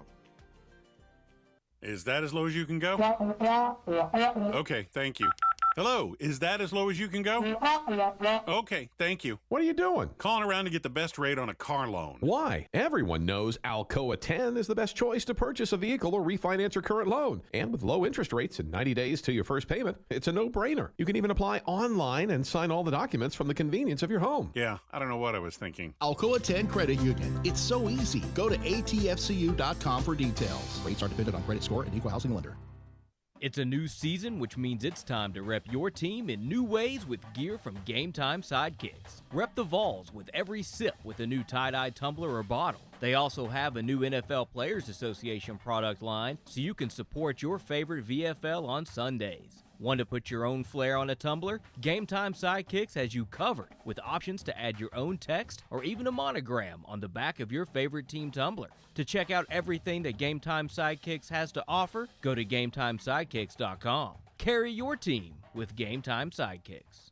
We're here with Dr. Michael Carlson of Tennessee Regenerative Sports Medicine to discuss stem cell treatment and PRP. If you have orthopedic injuries such as knee pain, Achilles tendonitis, or tennis elbow, you should give them a call. That's right, Jason. We specialize in regenerative non-surgical orthopedics. So we treat damaged tendons, ligaments, and joints by using ultrasound-guided injections with stem cells or PRP. And this form of treatment actually stimulates the body's own reparative process and allows for healing of the damaged tissue. So, Doc, what makes your training different than others? Well, Jason, I've been practicing in Knoxville for 26 years, and I'm certified in interventional regenerative Regenerative Orthopedic Medicine through the American Academy of Orthopedic Medicine. So unlike the big seminars that will advertise stem cells, fly someone in for a couple hours to talk about supposed stem cells that you order off of a shelf, then they'll depart, leaving the patient wondering who will be the person injecting me and what their level of training is. At Tennessee Regenerative Sports Medicine, I'm the one doing the procedure, and we're using your own bone marrow stem cells, or PRP. So in other words, it comes from you and it goes back to you. So you know exactly what you're getting and know exactly the level of training involved. Tennessee Regenerative Sports Medicine, trsportsmedicine.com. East Tennessee's leader in PRP and stem cell therapy. Hey there, Swain Event listeners. I'm excited to share my new Keller Williams Realty app so you can tour homes without leaving yours. Not only can you search for homes in specific areas and neighborhoods, you can also have access to real-time market snapshots on stats like average home price and days on market, plus commute times from your office, school zones, and much more. Download my app today and get the most accurate information on buying, selling, and investing in real estate in your area. Just search for the Keller Williams Realty app and click on More in the lower right-hand corner. Type in Jennifer Morris in the Your Agent search bar, then save and you're set. And as always, feel free to reach out at 865-257-7897 or email me at jennifermorris865@gmail.com. You don't have to take an L just because you can't listen to the Swain Event live. You can catch up on the podcast posted daily on the app, online, and on iTunes.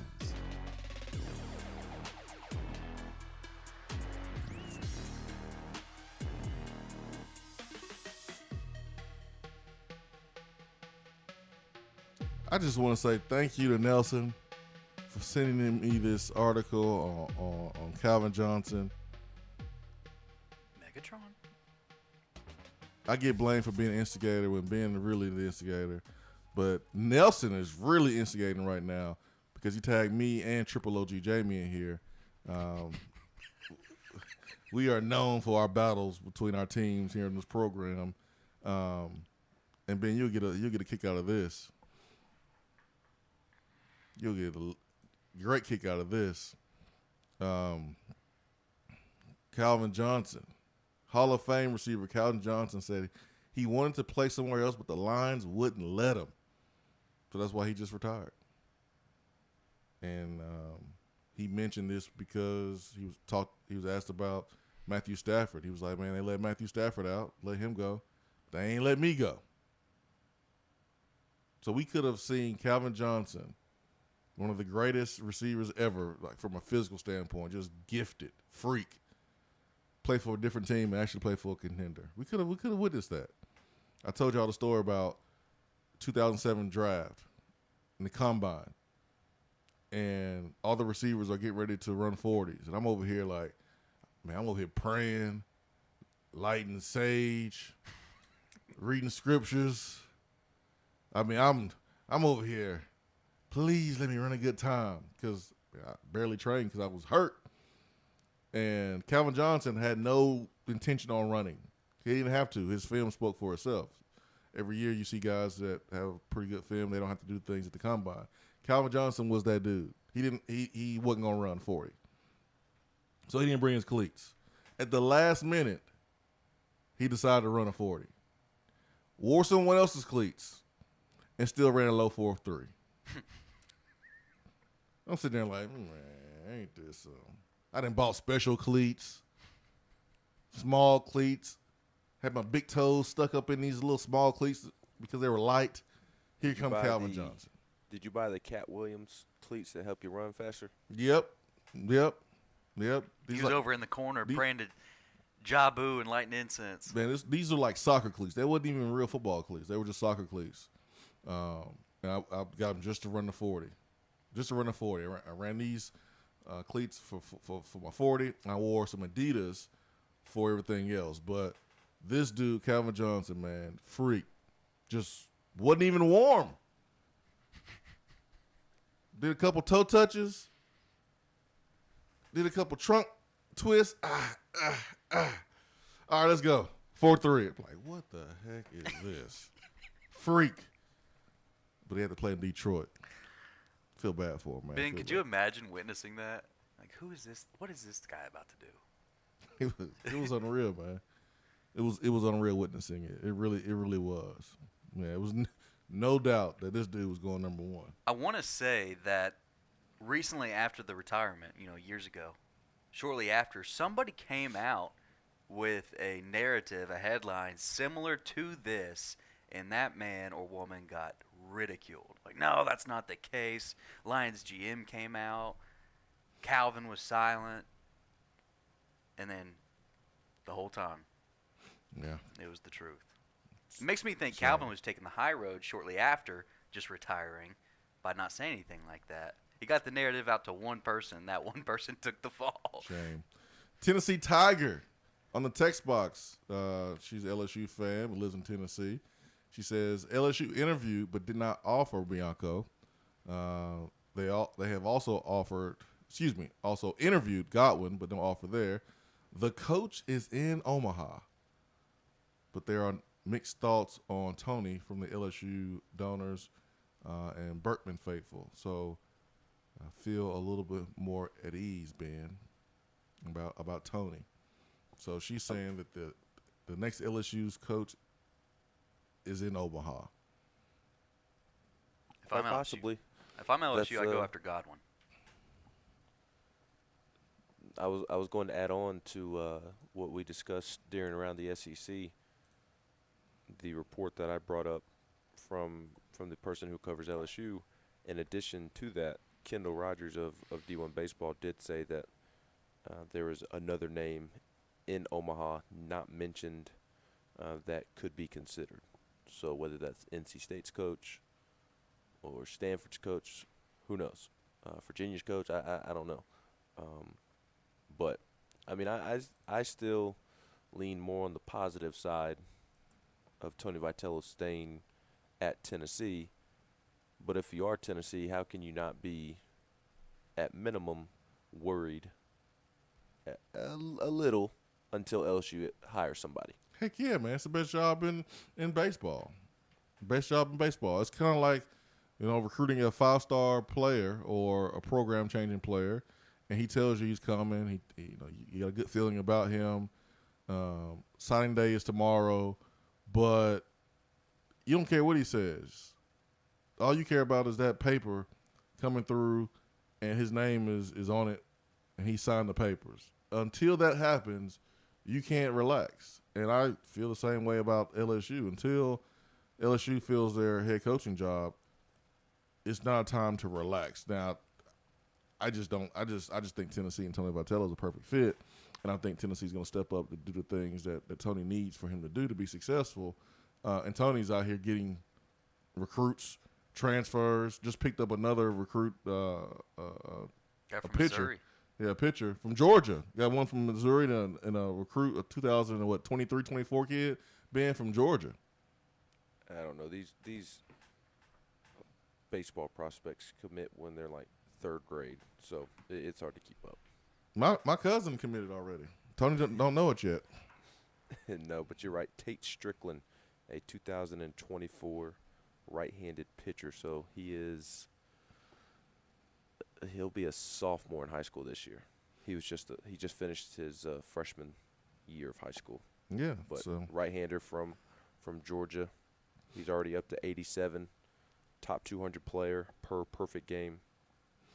Yeah, my cousin's 16. He's about to graduate high school 2 years early, and he's gonna do the Bryce Harper route. Gonna play some community college baseball next year to get ready to go, man. Because college baseball is what is the plan. It's always been the plan since he was a little kid, and so he's super smart, smarter than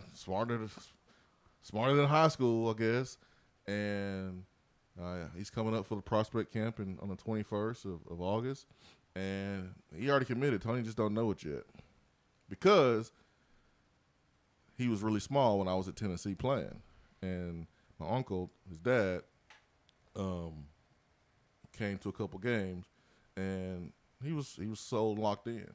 He was like, it's the SEC, it's Tennessee, you there.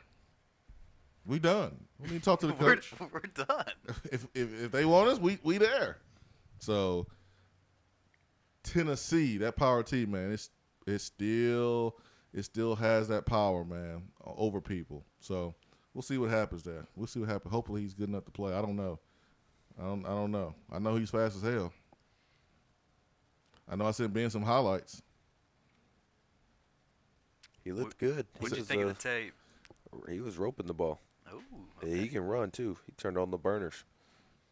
Where do you see him in the as a position player, or is he going to lean towards pitcher? Throwing 83 right now, so I don't. That's not as good as the recent commit to Tennessee. But I mean, that kid's he's 16 though. He's 16. He plays multiple positions, so wait he's till young. he gets in a weightlifting program. Yeah, he's young. So, anyways, enough bragging about my family. Even though it's pretty cool though. Oh yeah, Ben and I would do anything right now to be back in his shoes, trying to work our way to getting a scholarship to play baseball somewhere. That's pretty cool. I saw the Bryce Harper documentary, and I remember when Dad was catching flack from people, and I remember when LeVar Ball was catching flack because he pulled LaMelo out of high school and took him overseas. But I think those guys worked out pretty well. Just a little. I think they're okay.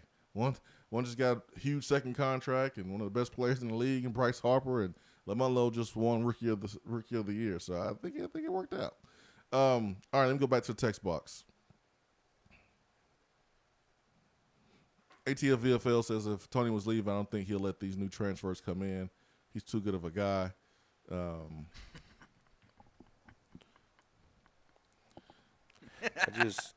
Right now he's not leaving. So yeah, you're gonna bring in guys. I've never bought into that point when there's potential coaching change. Like Tony Vitello may not leave, so of course he's going to continue to recruit. He's going to recruit kids to Tennessee until the moment he signs a paper to go elsewhere. So I don't put a lot of weight in that thought process. Yeah, Always Vol says, yes, agree with you, Swain, on Prunty about the difference in staff. Do we know what type of relationship he has with former teammate Terry that may be another in that may be another in for Tennessee too? No, I'm not sure about the relationship with former teammate Terry. I'm just looking at his point of view, looking at his position as a transfer coming in from Kansas, who's really, really good, there at Kansas. Received some accolades early in his career there. Was Big 12 honorable mention. Freshman played well. I would think you want to play for somebody that can get you over the hump into the next level. And between South Carolina and Tennessee, only one team has Willie Martinez. So I just kind of put two and two together and look at it from a business perspective. I think Tennessee has the advantage there. So that's how I look at it. Let's go back to the text box here. T-Vols 89 says Horn was committed to Bush before he got fired. The only reason he went to Carolina. Well, that's not necessarily 100% true. Pruitt didn't think he was fast enough. Yeah, Pruitt didn't think he was fast enough. That's another reason. So he liked Tennessee, wanted to come to Tennessee, and Pruitt second-guessed his speed. I guess. Jesus.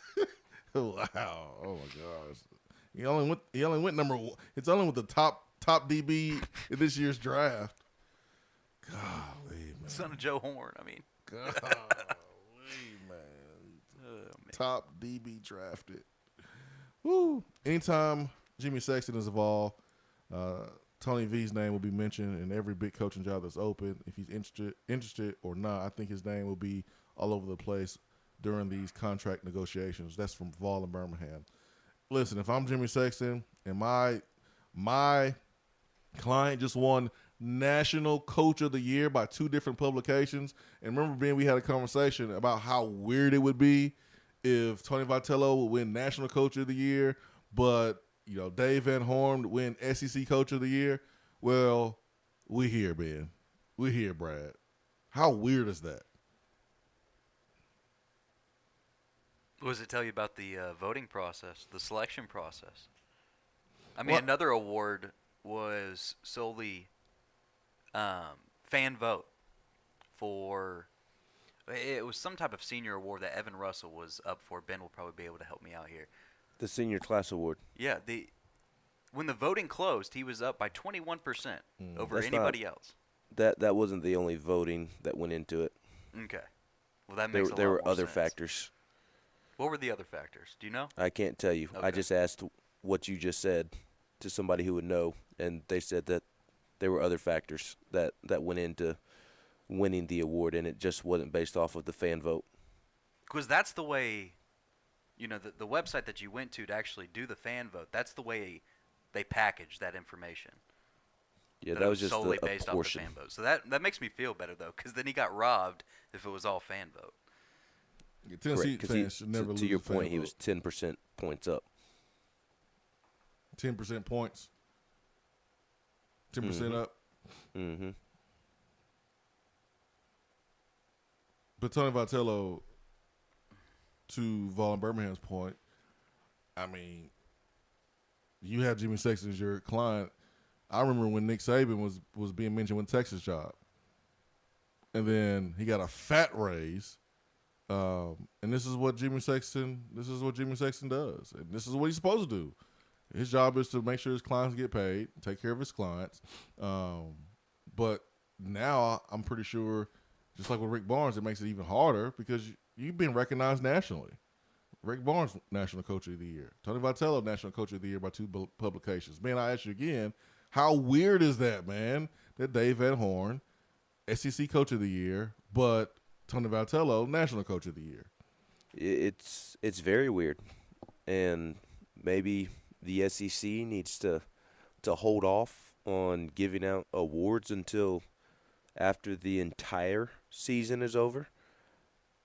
But at that point, well, I guess I can ask you this. I mean, do you think that the SEC Coach of the Year award should be based on what teams do in the regular season or what they do during the season as a whole? I mean, there's a conversation to be had about pushing off awards until the postseason's over anyways, not just college, but pro and professional ranks as well. I mean, I really understand Dave Van Horn winning the award, though, because they didn't lose a series all season long. At the time of when the award was given out, Arkansas's resume, Dave Van Horn's resume, was more impressive than Tony Vitello's. Yeah, but Dave Van Horn's decision. Also more expected. Yeah, but Dave Van Horn's decision to roll with cops came to be a bad decision. And it maybe cost them a chance to go to the World Series, maybe. So do you think, Ben, Brad, if the awards were held off until after the College World Series, that Dave Van Horn would win SEC Coach of the Year? No. Again. No. Tony Vitello would be the SEC Coach of the Year if they redid the awards. I think it'd be because, yeah, I mean, yeah, it would be close. But I think Tony Vitello would win it. I mean, his team's in Omaha, and Dave Van Horn's is not. I mean, it's as simple as that for me. So if they redid the awards, I do think Tony Vitello would be SEC Coach of the Year. Hold on, let me. Which I don't even like that they do the awards as early as they do, because how can you be Player of the Year, Coach of the Year, Pitcher of the Year, but the year's not even over yet? Your season's not even over. Shouldn't the postseason factor in to the awards? No, it should. No, it should. Bag up, Terry. I need to back up. Ben. I need to back up for a little bit. Arkansas fans, why are you still talking? I know you're rooting against us. I know LSU fans are rooting against us. You're supposed to. I can tell you why. You're supposed to root against the other SEC teams. You're supposed to. But rooting and then talking trash is something totally different. Reminder, you at home. You're not even in Omaha. You had your opportunity. You blew it.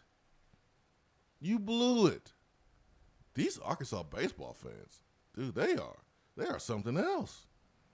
They are something else, Ben. They are special. They are special. That is that is one way to describe them. But with the way Tennessee has torn through the SEC under Tony Vitello, I mean, this is just the reality of the situation. Kicking butts and taking names, and everybody's butthurt about it.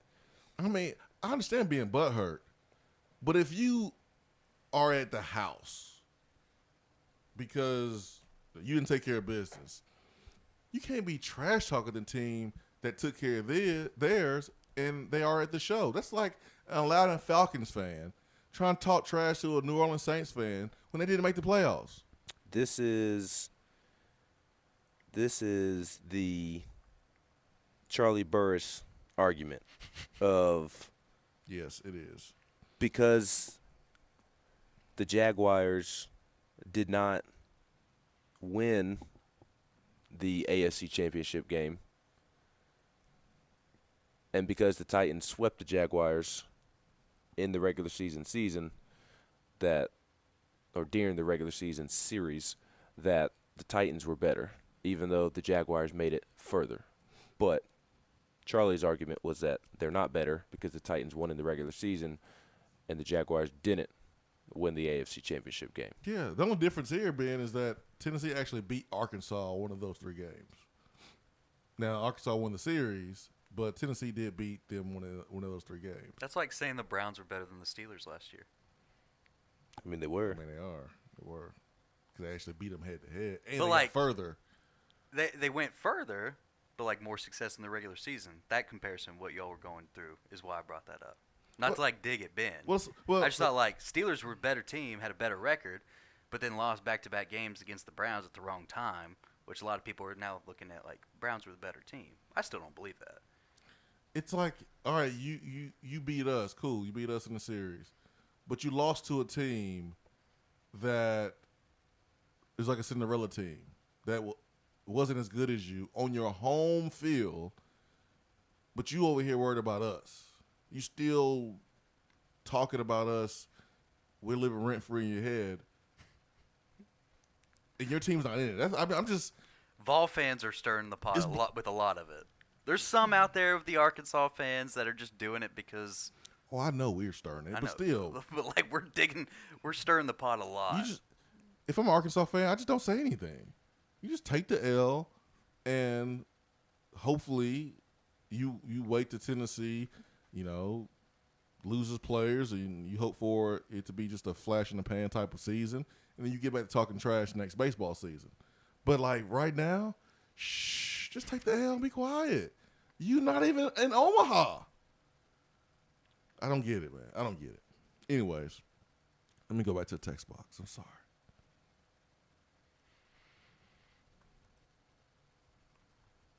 Volstorm says, can't Volcourse afford to get Ben some coffee? Ben is giving us all right now. It's $7.50. Coffee is not going to help Ben right now. No. And I don't want to be up after the show. So. No. Coffee is not going to help Ben.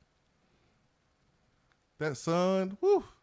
But that sun was draining people out there. I was in the press box, though. Hey, Ben, I got a question for you. And you may already know the answer to this, but just... I know the answer to everything, Brad. Well, all right. Well, the game tomorrow against Texas. A lot of folks are seeing how Texas, at the dish at least, went up against Bednar of Mississippi State, another one of those top prospects in all of America coming from the bump. Struggled with the high heat. Does that mean Tony Vitello, Frank Anderson, they lead Blade Tidwell out there? Or do you go with the veteran, the crafty lefty, and Will Heflin? Or is it a combination of both because everything's on the line?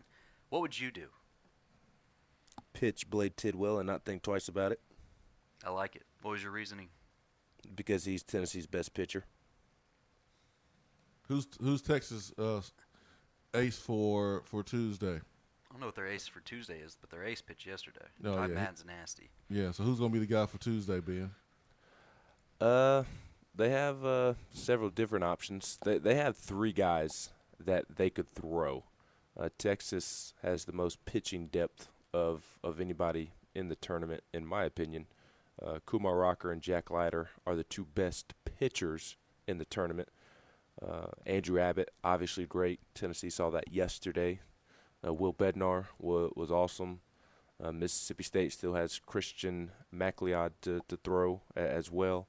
Blake Tidwell, also one of the best pitchers in Omaha, but nobody has as much starting pitching as Texas, in my opinion. And so they could go several different ways. As Brad said, their ace, Ty Madden, through last night. But then they have Tristan Stevens, a redshirt junior, a righty. He could come in and start. They have redshirt freshman and a lefty, Pete Hansen. He is more than capable of starting. And then they also have a fourth guy. The three that I just mentioned are the top three, but then they also have Colby Kubicek, a redshirt sophomore righty as well. If I'm Texas, I'm throwing Pete Hansen because he's the lefty. Tristan Stevens is probably second on the totem pole. He is very good. Pete Hansen is also very good, but he's a lefty. And I just watched Andrew Abbott, a lefty, shut Tennessee down. If I'm Texas, I'm throwing the lefty, Pete Hansen, against Tennessee on Tuesday. If we see another lefty, does the lineup stay the same?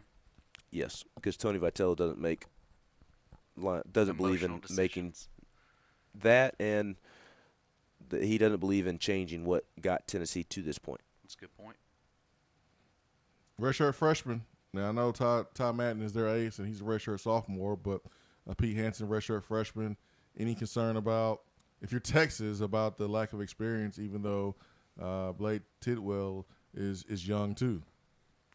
I mean, there's always a concern, I guess, just because you don't know how guys are going to react when they're in this environment for the first time. But I mean, the dude has been just unbelievable this season. 9-1, a 1.79 ERA, over 85 innings. Opponents are hitting 199 off of him. 74 strikeouts, only 2 home runs given up on the season, only 21 walks. It's obviously possible because, again, you don't know how guys are going to react when they get in this moment. But if I'm Texas, I'm thinking the opposite of kind of the question that you just posed. Mm-hmm. If anything, and also if I'm Pete Hansen, I'm looking at what Andrew Abbott just did and thinking that I can do the same thing. Abbott being a lefty and shutting down Tennessee, Hansen being a lefty, he's been awesome all season long. There's no reason that he can't do the same thing that Abbott did. That would be my mindset if I'm Texas, if I'm Pete Hansen. So it's certainly possible. And he did throw 2 innings last night against Mississippi State. He came in after Ty Madden. So maybe that's a good thing for Tennessee if they do decide to go with the lefty. That he can recover from 2 innings with a day off in between, but at least there's a little bit of wear and tear on him going into the game, and maybe that affects how crisp he is. Maybe that affects how effective he is. So that's a good thing for Tennessee, to me, that he has already pitched. He pitched 2 innings last night. If they do decide to go with Pete Hansen, but if I'm Texas, again, just the lefty situation, and not that Tennessee's bad against lefties, they're just above average to me, hitting 261 on the season going into yesterday. I'm throwing the lefty and not thinking twice about it. Swain Event fueled by Dead End Barbecue. 423 Vol says, any idea why football coaches were tweeting boom yesterday? And we got another one. Yeah, Tennessee had a really good visit with several visitors, and looks like one maybe ready to commit. And my assumption is that that player had committed to the staff, but wasn't ready to publicly say it. And will be ready towards the end of the summer. Yeah, so that's why. I know from like the fans' perspective and people on the outside, usually when you get that type of reaction from a coaching staff, it's usually after a public commitment. So I was looking forward to. I had my head on the swivel like, yo, where is it? But just didn't see it publicly. So I wonder if the young man silently committed and just wants to hold off, or he just committed and wants to wait, a little bit before he makes his announcement so he can have his moment. But yeah, that's what happened. That's what happened.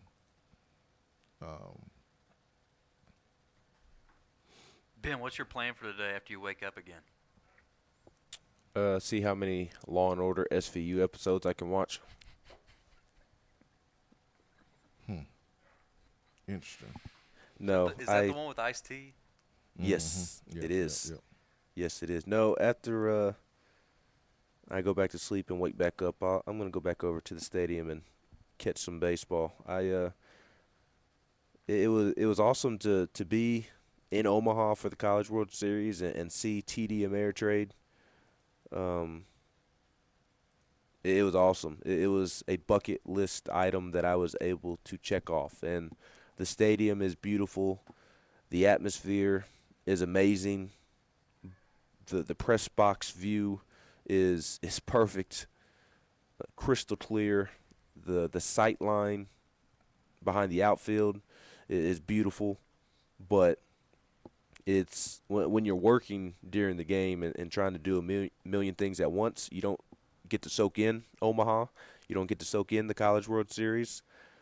So there's this weird feeling that I have that it still really hasn't hit me that I'm actually at the College World Series, because I've been going, and doing a ton of work. So I'm going to make my way over to TD Ameritrade and get in with my media pass, and then sneak around and find a seat to sit in the stands and just soak in Omaha and watch some baseball. It's a good opportunity to just sit and be a fan today.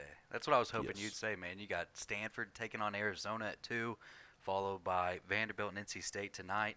Not sure how long you'll probably stick around for that one. I just don't want to hear that whistler, man. If you're a fan in the stands, you hide that media pass so they don't revoke it, and you find that whistler, you trip him down the stairs, you do something subtle that doesn't get you in trouble, but takes care of that problem for everybody back at home. He's doing that with his mouth? Yes. He doesn't have like an instrument or some type of... No, it's his mouth. So he's like the turkey man of whistling. He got what that mouth talking about. Chill out. Oh, man. Is he like, what is he, like a family member or just a super fan? He's Super annoying, fan. I can tell you that. God. It must be that loud for it to be that annoying. Like, I'd rather baseball teams in the dugout tap into the softball mentality with all the cheers, everybody in sync, clapping hands. I'd rather that over this whistle. Well, we'll hear it 7 p.m. today. 6 p.m. That's right. Ben's time. That's right. 6 p.m. Ben's time. Hour 3 coming up.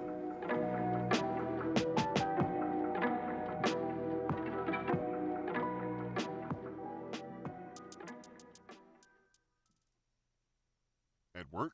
Can't call in? Don't feel bad. You can talk to the guys on the text box. It's part of the free Swain Event app. More and more Tennessee businesses are switching to Iris Networks for reliable, local, high-quality, high-speed business fiber internet. Iris provides direct internet access from 10 megs to 10 gigs with no payments for 90 days. Iris also offers next-generation business phones with work-from-anywhere capability from the mobile or laptop app. With local sales, support, and service, Iris is a partner in the community. Learn more at irisnetworkusa.com or call 865-448-IRIS. Iris Networks, a Tennessee business connecting Tennessee businesses. Guys, your health right now is more important than ever. I recommend Low T Center. That's where I get my levels checked. It all starts with the annual wellness exam, where they do a comprehensive health assessment exclusively for men, making it quick and easy to take care of your health. And now they offer monitored self-inject at-home testosterone treatment. Most insurance is accepted. Go to lowtcenter.com now to book your appointment and make your health a priority. Low T Center, reinventing men's healthcare. It's a new season, which means it's time to rep your team in new ways with gear from Game Time Sidekicks. Rep the Vols with every sip with a new tie-dye tumbler or bottle. They also have a new NFL Players Association product line, so you can support your favorite VFL on Sundays. Want to put your own flair on a tumbler? Game Time Sidekicks has you covered with options to add your own text or even a monogram on the back of your favorite team tumbler. To check out everything that Game Time Sidekicks has to offer, go to GameTimeSidekicks.com. Carry your team with Game Time Sidekicks. Good morning, Swain Event family. As you already know, I'm your go-to realtor when you are considering buying, selling, or investing in East Tennessee real estate. But did you know I can help all of you listeners in other parts of the country? No matter where you're listening from, there's a good chance I have several Keller Williams real estate partners in your area. I've developed relationships with realtors I know I can trust to help you with your needs. So give me a call, Jennifer Morris, Keller Williams Realty, 865-257-7897, or email me at jennifermorris865@gmail.com. I just wanted to come by and congratulate you on the great work you've been doing. I like your style. You remind me of a young me. Failure is not an option. That boy is good. Homes, remind yourself, nobody built like you design yourself. Attaboy. Attaboy is brought to you by Made in Tennessee Business Fiber Internet from Iris Networks. Find business solutions for you at irisnetworksusa.com.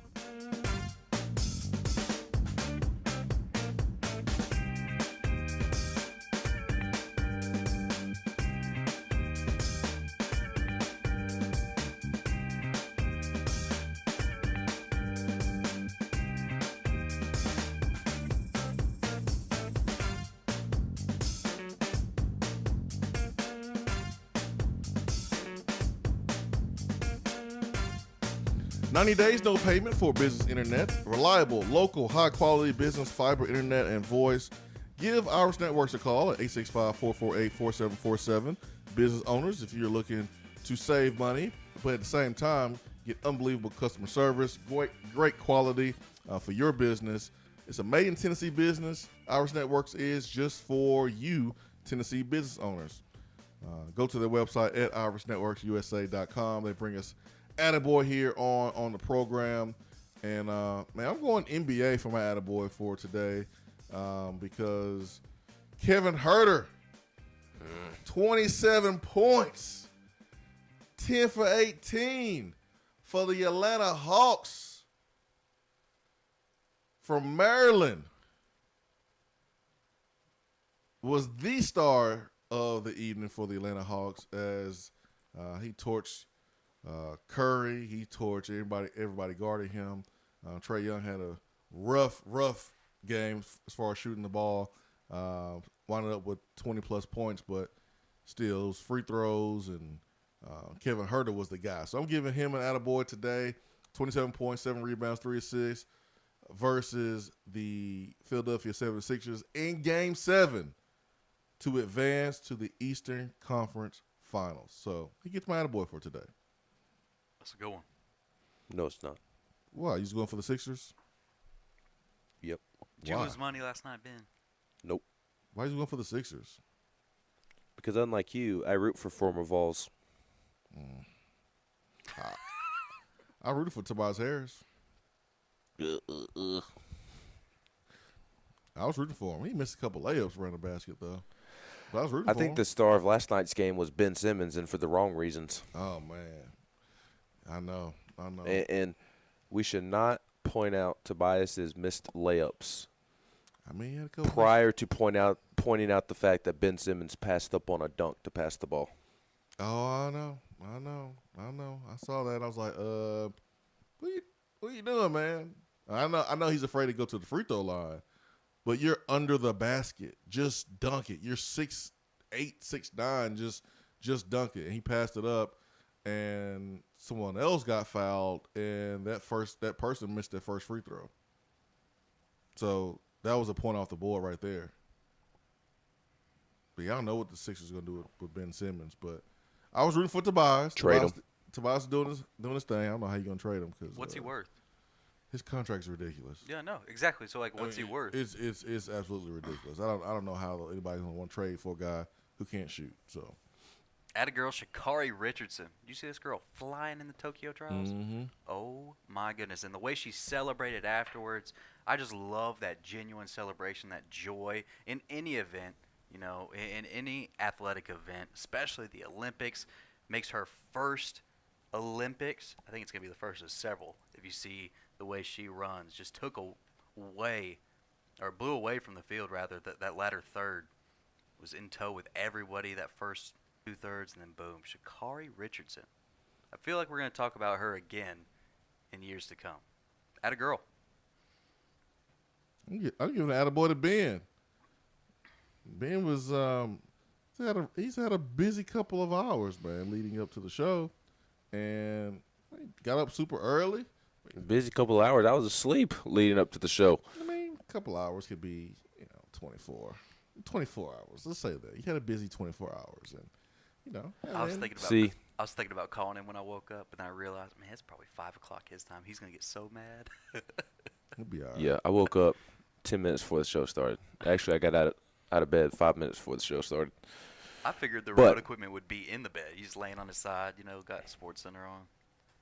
I considered it. Yeah. But because I have to put the show on my back more often than I should, I am giving Tony Vitello an attaboy. I know Swain mentioned it briefly a few moments ago, or a couple of segments ago, I should say. But Tony Vitello gets today's attaboy because he was named on Friday the 2021 National Collegiate Baseball Writers Association. Whew, that's a tongue twister. Oh, I'm not even done yet either, apparently. The National Collegiate Baseball Writers Association Mike Martin National Coach of the Year. Whew. Tony Vitello, the National Coach of the Year, according to the Collegiate Baseball Writers Association.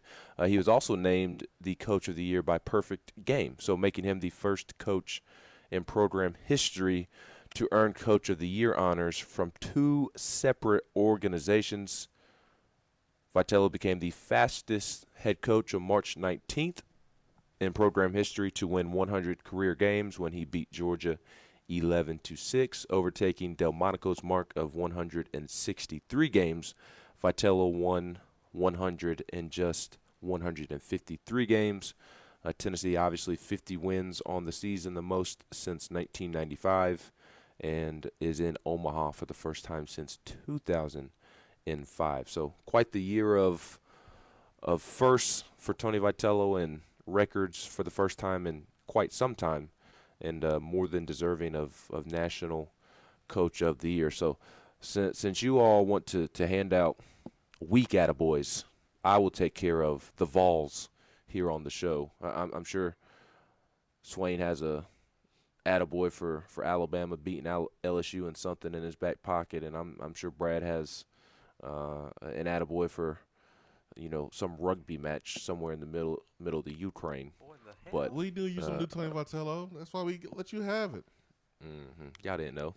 We did know. We talked about Tony winning National Coach of the Year. I refuse to believe it. Who is better to speak on it than you? Hey man, we throwing you, underhand pitches, man. We want you to hit it out the park, Ben. We your biggest fans. While you're throwing shade at us. You're not going to turn this on me, sir. Literally here for you. Yeah, Ben. This whole thing is about you. Yeah. You are not going to guilt trip me. Carrying the show, man. Just like you said, you putting the show on your back, all right? So we let you give the people what they want, which is Ben McKee sharing with everybody the attaboy for Tony Vitello. Nice comeback. I tip my hat to you, sir. No comeback, man. No, it's a comeback. I'm tipping my hat as we speak. Get them to you, man. Speaking of which, I can't go sit out in the sun. Brad, have you seen my head?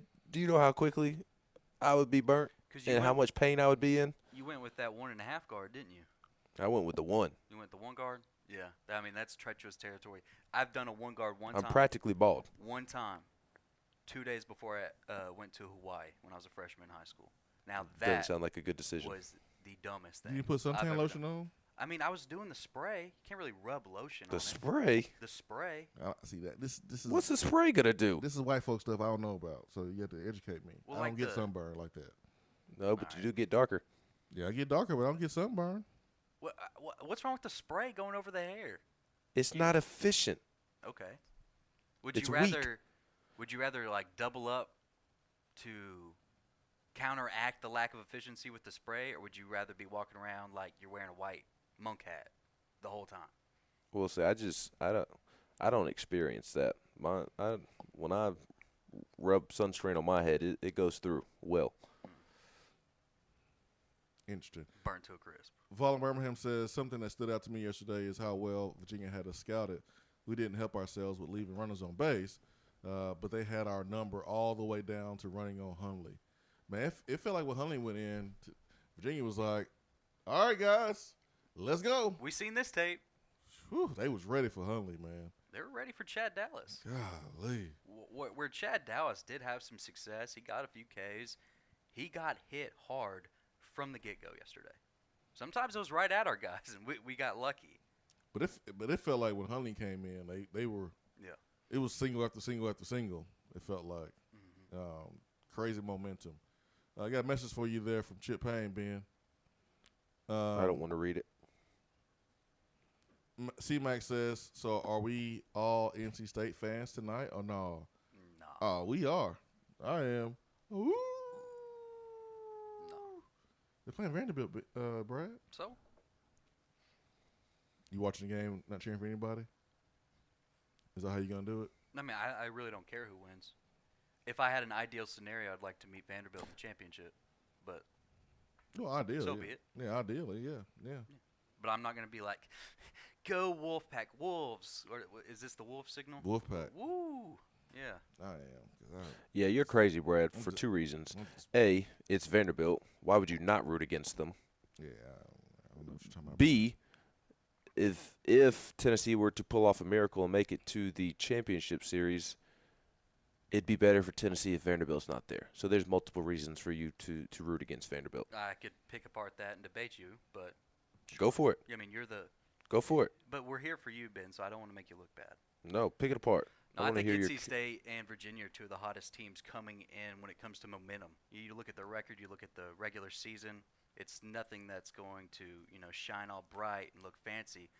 Looking at other College World Series resumes, but they're two of the hottest clubs in college baseball right now. So, yes, hey, I don't want to face. But either that's not one the of point them that I made. If I can help it, Vanderbilt is beatable. Yeah, they got Leiter on the mound. I'd like to see Leiter get roughed up, but who wins doesn't really matter to me. Who would you rather face in the College World Series championship final?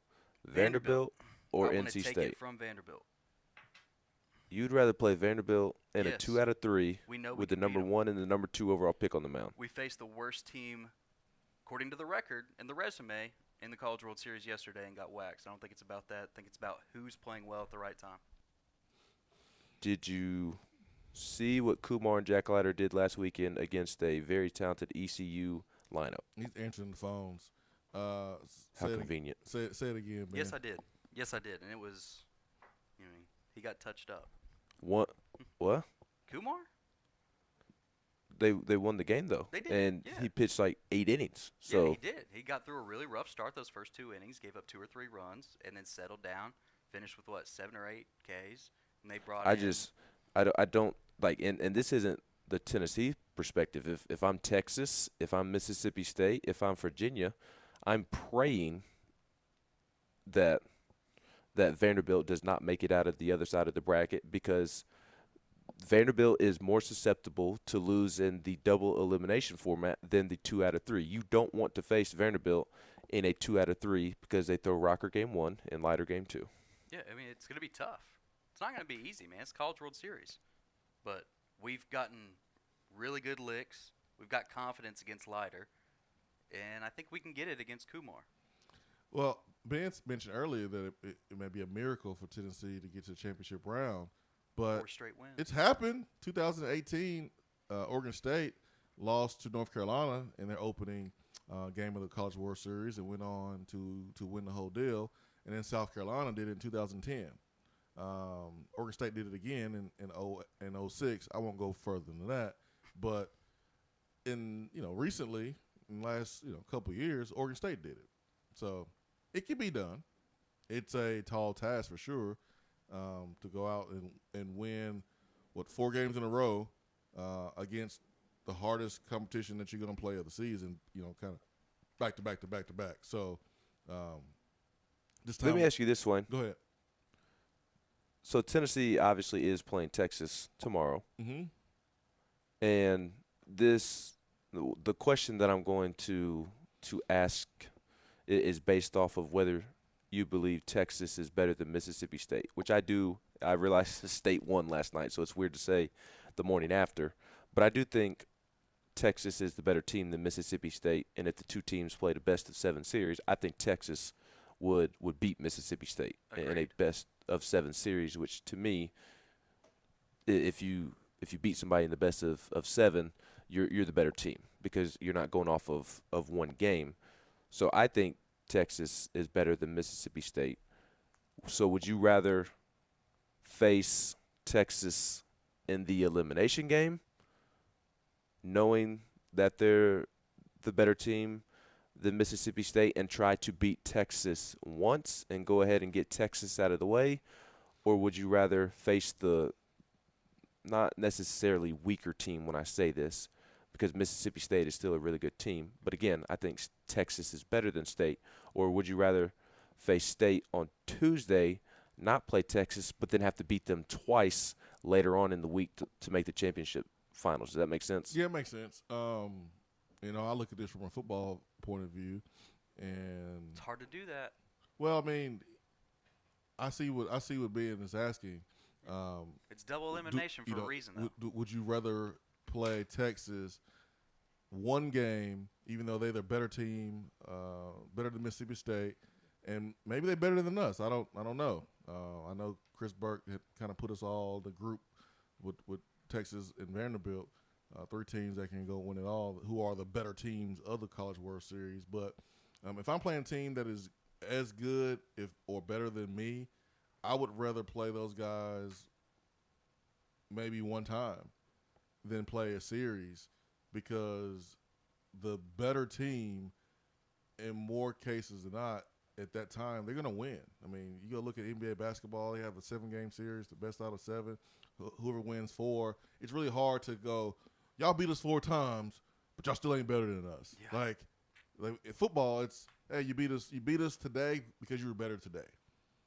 But if we played 7 times, we would probably win 4. Or if we played 10, we would probably win 6 or 7. I think if Tennessee plays Virginia 10 times or plays the best out of 5, I think Tennessee would win more than Virginia. But it was just, if the two teams played today, Tennessee would win because Andrew Abbott's not on the mound. I think yesterday Virginia was just better than Tennessee.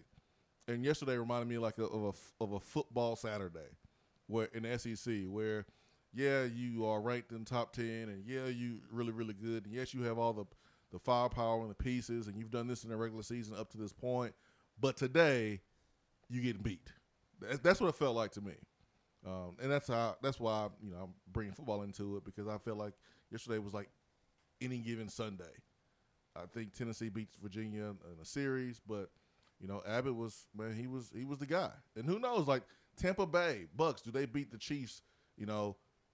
More than once if they play a couple times. I don't know. But for the Super Bowl, that team won. Will the Giants beat the Patriots in 2007 more than once when the Patriots were undefeated? I don't know. But for that day, the Giants were the better team. That's how I looked at yesterday. Yes. And it just gets interesting because yes, you'd rather face Texas once rather than facing them twice. But you wouldn't have to face them twice until the end of the week, and you have to get to the end of the week first. So I'd rather face the, quote, easier opponent right now to ensure that I at least make it to the end of the week and then worry about beating a team twice. Yeah. But when you lose the first game, man, you don't have any options. Just win, baby. Yep. I mean, we can talk about that all we want to, and pick out certain scenarios that we think are favorable for our team. But for Tennessee, they don't have a choice, man. They made their beds, and now they have to lay in it because we didn't take care of business against Virginia. So tomorrow, 2 p.m., it's win or go home. Simple as that. So there'll be some teams going home today. There'll be some teams going home tomorrow, and just hope it's not Tennessee. Swain Event. Be right back.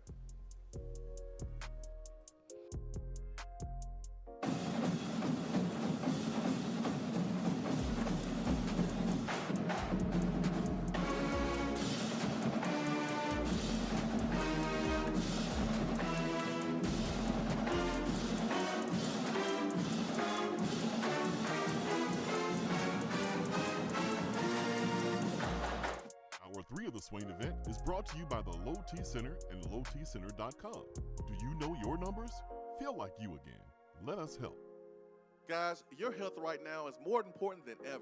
I recommend Low T Center. That's where I get my levels checked. It all starts with the annual wellness exam where they do a comprehensive health assessment exclusively for men, making it quick and easy to take care of your health. And now they offer monitored self-inject at-home testosterone treatment.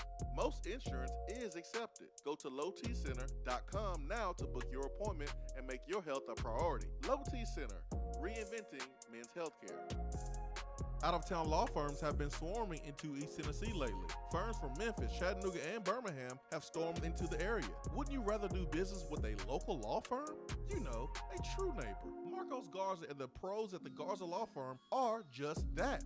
They are our neighbors and friends that support local causes year-round. The Garza Law Firm works to serve you professionally on criminal matters, injuries and accident matters, and Social Security and disability filings. The Garza Law Firm is here for you at garzalaw.com. The Garza Law Firm. Let us help.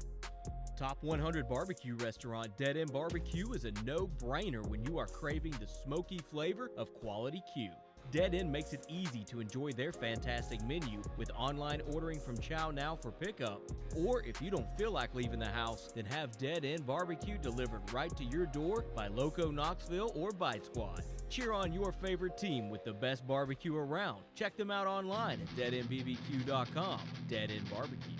The search is over. Hour 3 of the Swain Event is brought to you by the Low T Center and lowtcenter.com. Do you know your numbers? Feel like you again. Let us help.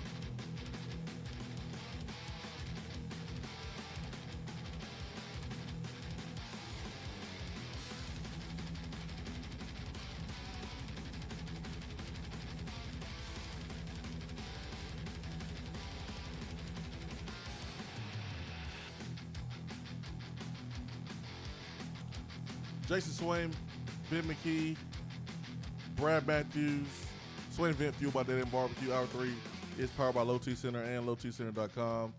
You know, Ben mentioned earlier, since, you know, he roots for the Sixers because he's a real Vols fan, I guess. Trying to insinuate that because Tobias Harris is on the team. Just a better one than you. Yeah, maybe. But I didn't forget that Alvin Kamara has made news yet again for something positive, because he is working with NASCAR and he becomes the growth and engagement advisor for NASCAR. Who brought that up? Who's the biggest VFL now, Ben? Maybe it's still you. Who knows? Anyway, let's go back to the text box. Chip Payne says the bumper music is making me want to go kill some chickens. Hey, go for it, I man. will say, I hadn't played that one that we just bumped into, but the title is what got me. The title is "In the Arms of Anger," and so Chip Payne's probably right on with that vibe. Yeah. I won't say I was angry yesterday.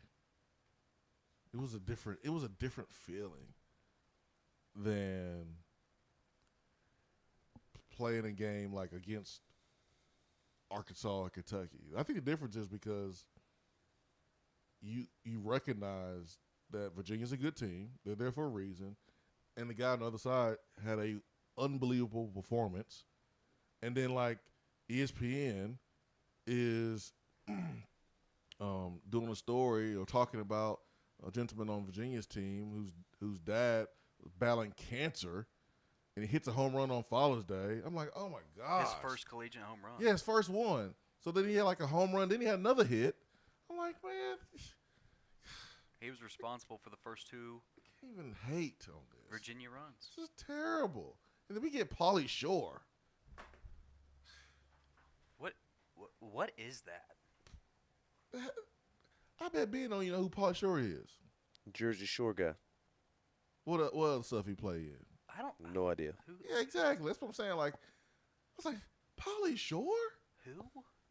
Talking about some cheese? That's y'all. We got Pauly Shore, a star from the 90s. I know it feels like 98, but geez.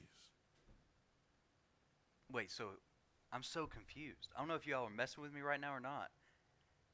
Somebody said Jersey Shore, and then you said a star from the 90s. Pauly Shore is just a actor star. He was big in the 90s. But Okay. not. I don't even know who y'all are talking about right now. See, again, that's my point. Pauly Shore. I thought he was a dude from Jersey Shore. Whoops. I'm with you, Ben. Like, I have no clue. And he's not. He's not a guy from Jersey Shore. So that's kind of my point. Like,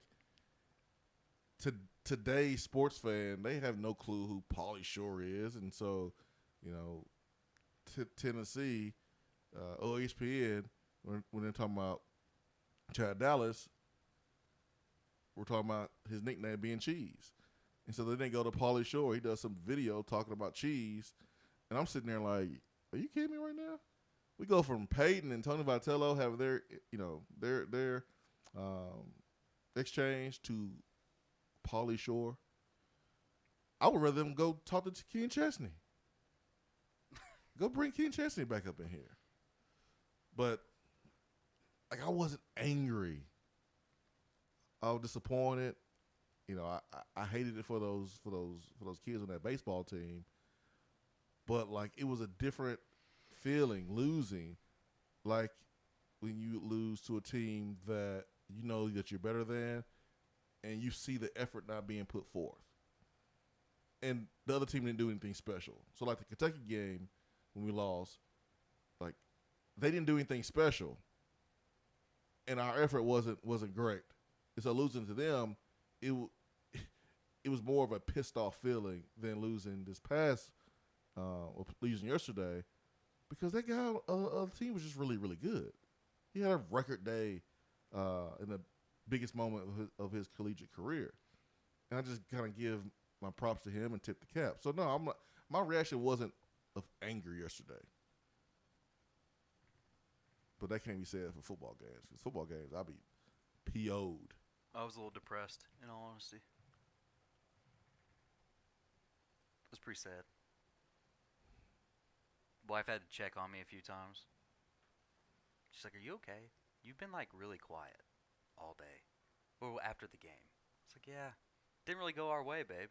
She's like, "Well, it's still Father's Day. You know, there's plenty to be thankful for and be happy." But I'm not really in the mood, babe. I appreciate it though. I was pretty frustrated, man. I understand. It was just but it was only one game. It wasn't the elimination game. They still have a chance. Tennessee Tigers said the nickname Cheese is from Pauly Shore, Goofy movie character. Geez, I feel old. Oh, that's who that is. Yeah, Pauly Shore, that guy. That makes a little more sense now. But still, it had nothing up against the Virginia kid who hit the home run for the first time in his career on Father's Day, and his dad was in attendance after fighting patriarch cancer. Like that, like, I was like, yeah, we losing this game. I love the Goofy movie. We will no longer slander Pauly Shore. Wait, the extremely goofy movie? Pauly no Shore's more goofy himself. No, I don't care. No more Pauly Shore slander. I love the Goofy movie. Whatever. I think we're confused. No, I'm not confused. You're the only one confused, Brad. You confused now. I'm probably definitely confused. You are definitely confused. But you talking about the Goofy movies got me even more confused. Yeah, Pauly Shore. The nickname is from the movie that Pauly Shore was in. During the broadcast at the beginning, they were talking about Chad Dallas and his nickname, and they brought in Pauly Shore to wish Chad Dallas good luck. So I think that's the connection. There's only one person that can make sense of this, and that's Turkey Man on line 1. Interesting. Yeah. Turkey Man, good morning. Good morning, guys. Hey, Ben. Yes, sir. Ben, are you doing okay out there amongst all them reporters? Yes, I'm doing great. I miss Knoxville, but I'm doing great. You know, yesterday in the game, that we had runners on base, and that hit went to their second baseman. He was shaded over and back. I mean, right spot. He still had to reach to get it. If that ball got through, that would have changed the whole outcome of the game. Completely agree. Because the momentum was swung. Because we were hitting that pitcher hard early. I mean, we was making contact. And that going through would have swung it, and it would have been a different outcome. Do we have a pitcher that really we haven't seen much that would be maybe a different look if we get deep in the tournament, that would give a team a fit?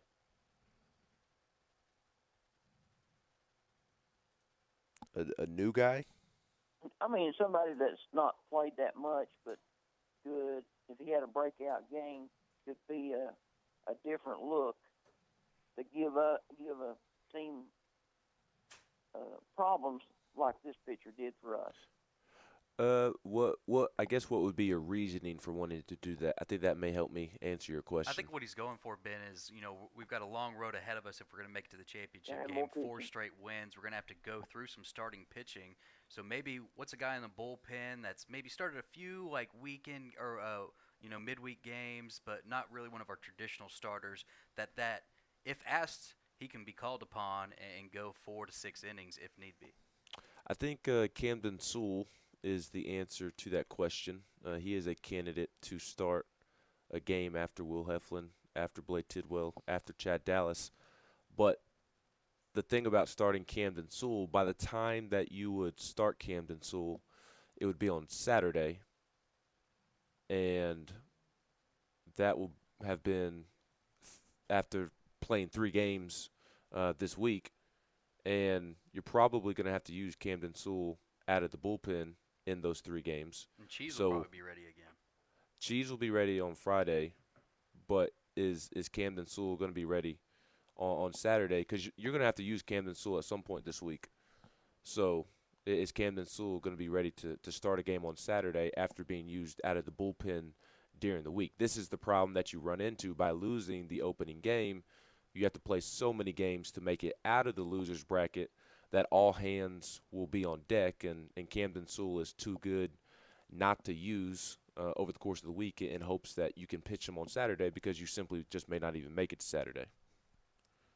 That's right. That's exactly right. But I'm just I'm looking at going down the road, and I don't want to be called Vander Steve here, but I feel like we got a better chance down the road if we're facing a Vanderbilt or a team like that we played, we have a kind of history with, because you're going to need an extra want, and it helps if you've seen somebody that gives you your confidence. Maybe you can hit him, and that's key. Is confidence, keep the momentum going, and making plays. And I think they can do it, but I think they're going to have to still really stay focused. This team here has got a little different than I've seen in a while from a team. They're kind of a lot of blue collar players, and there's a lot of good ones, but nobody stands out like the other team's got. 1 or 2 players really stands out. Well, thank you so much for the phone call there, Turkey Man. Right quick, we're going to take a break. 1995 Disney movie, a Goofy film, was considered one of Dallas's childhood favorites. He latched on into the character he described because of the cool child voice by Pauly Shore and his love for Cheese Whiz, okay?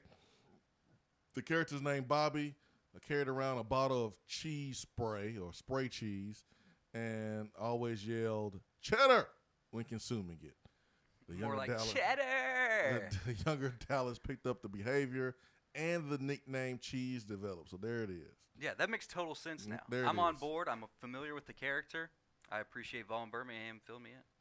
But again, Pauly Shore, ESPN, and then naming, talking about the story about the player from Virginia's dad just beat cancer, and that was his first home run on Father's Day. You can't beat that. You can't beat that. It was a dang good story. I hate that it came against us, but man, it was a good story. Man, happy for that young man. His dad will never forget that, and he won't either. Hour 3 continues after this.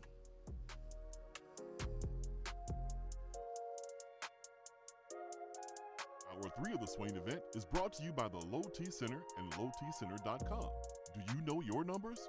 Feel like you again. Let us help.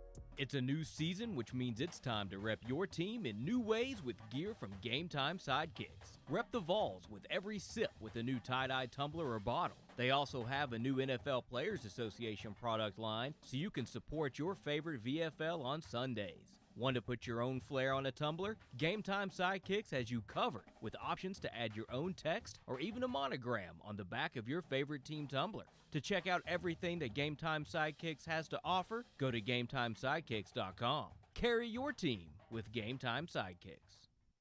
Top 100 barbecue restaurant Dead End Barbecue is a no-brainer when you are craving the smoky flavor of quality Q. Dead End makes it easy to enjoy their fantastic menu with online ordering from Chow Now for pickup. Or if you don't feel like leaving the house, then have Dead End Barbecue delivered right to your door by Loco Knoxville or Bite Squad. Cheer on your favorite team with the best barbecue around. Check them out online at deadendbbq.com. Dead End Barbecue. The search is over. Out-of-town law firms have been swarming into East Tennessee lately. Firms from Memphis, Chattanooga, and Birmingham have stormed into the area. Wouldn't you rather do business with a local law firm? You know, a true neighbor. Marcos Garza and the pros at the Garza Law Firm are just that. They are our neighbors and friends that support local causes year-round. The Garza Law Firm works to serve you professionally on criminal matters, injuries and accident matters, and Social Security and disability filings. The Garza Law Firm is here for you at GarzaLaw.com. The Garza Law Firm. Let us help. If you're coming to Knoxville and need a place to stay, do yourself a favor and book a room at Hampton Inn Paper Mill, also known as the Hampton on the Hill. This award-winning property is literally in the top 5% of all Hampton Inn properties. The GM, Stephen Lawrence, is a good old local boy who grew up in the business around Knoxville. He and his staff are always available, always willing to help, and will go above and beyond for their guests. The newest Hampton Inn in Knoxville has clean, affordable rooms, flat screens, fridges, and microwaves in every room. Plus, breakfast is included in every rate. Not to mention, there's also a pool and fitness center on site. If it wasn't so close to amazing restaurants, bars, and shopping, you would never want to leave. At only 6 miles from campus, you're still right in where the big orange action is. Go to HamptonInn.com, search Knoxville, and book your room at the Hampton Inn Paper Mill or call 865-693-5400. Guys, your health right now is more important than ever. I recommend Low T Center. That's where I get my levels checked. It all starts with the annual wellness exam where they do a comprehensive health assessment exclusively for men, making it quick and easy to take care of your health. And now they offer monitored self-inject at-home testosterone treatment.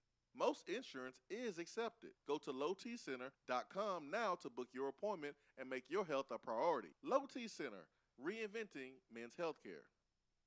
Good morning, Swain Event family. As you already know, I'm your go-to realtor when you are considering buying, selling, or investing in East Tennessee real estate. But did you know I can help all of you listeners in other parts of the country? No matter where you're listening from, there's a good chance I have several Keller Williams real estate partners in your area. I've developed relationships with realtors I know I can trust to help you with your needs. So give me a call, Jennifer Morris, Keller Williams Realty, 865-257-7897, or email me at jennifermorris865@gmail.com. If you want to get in on the conversation, call the Iris Networks hotline at 865-200-5503. Grow your business with Iris Networks High Fiber Internet. IrisNetworksUSA.com.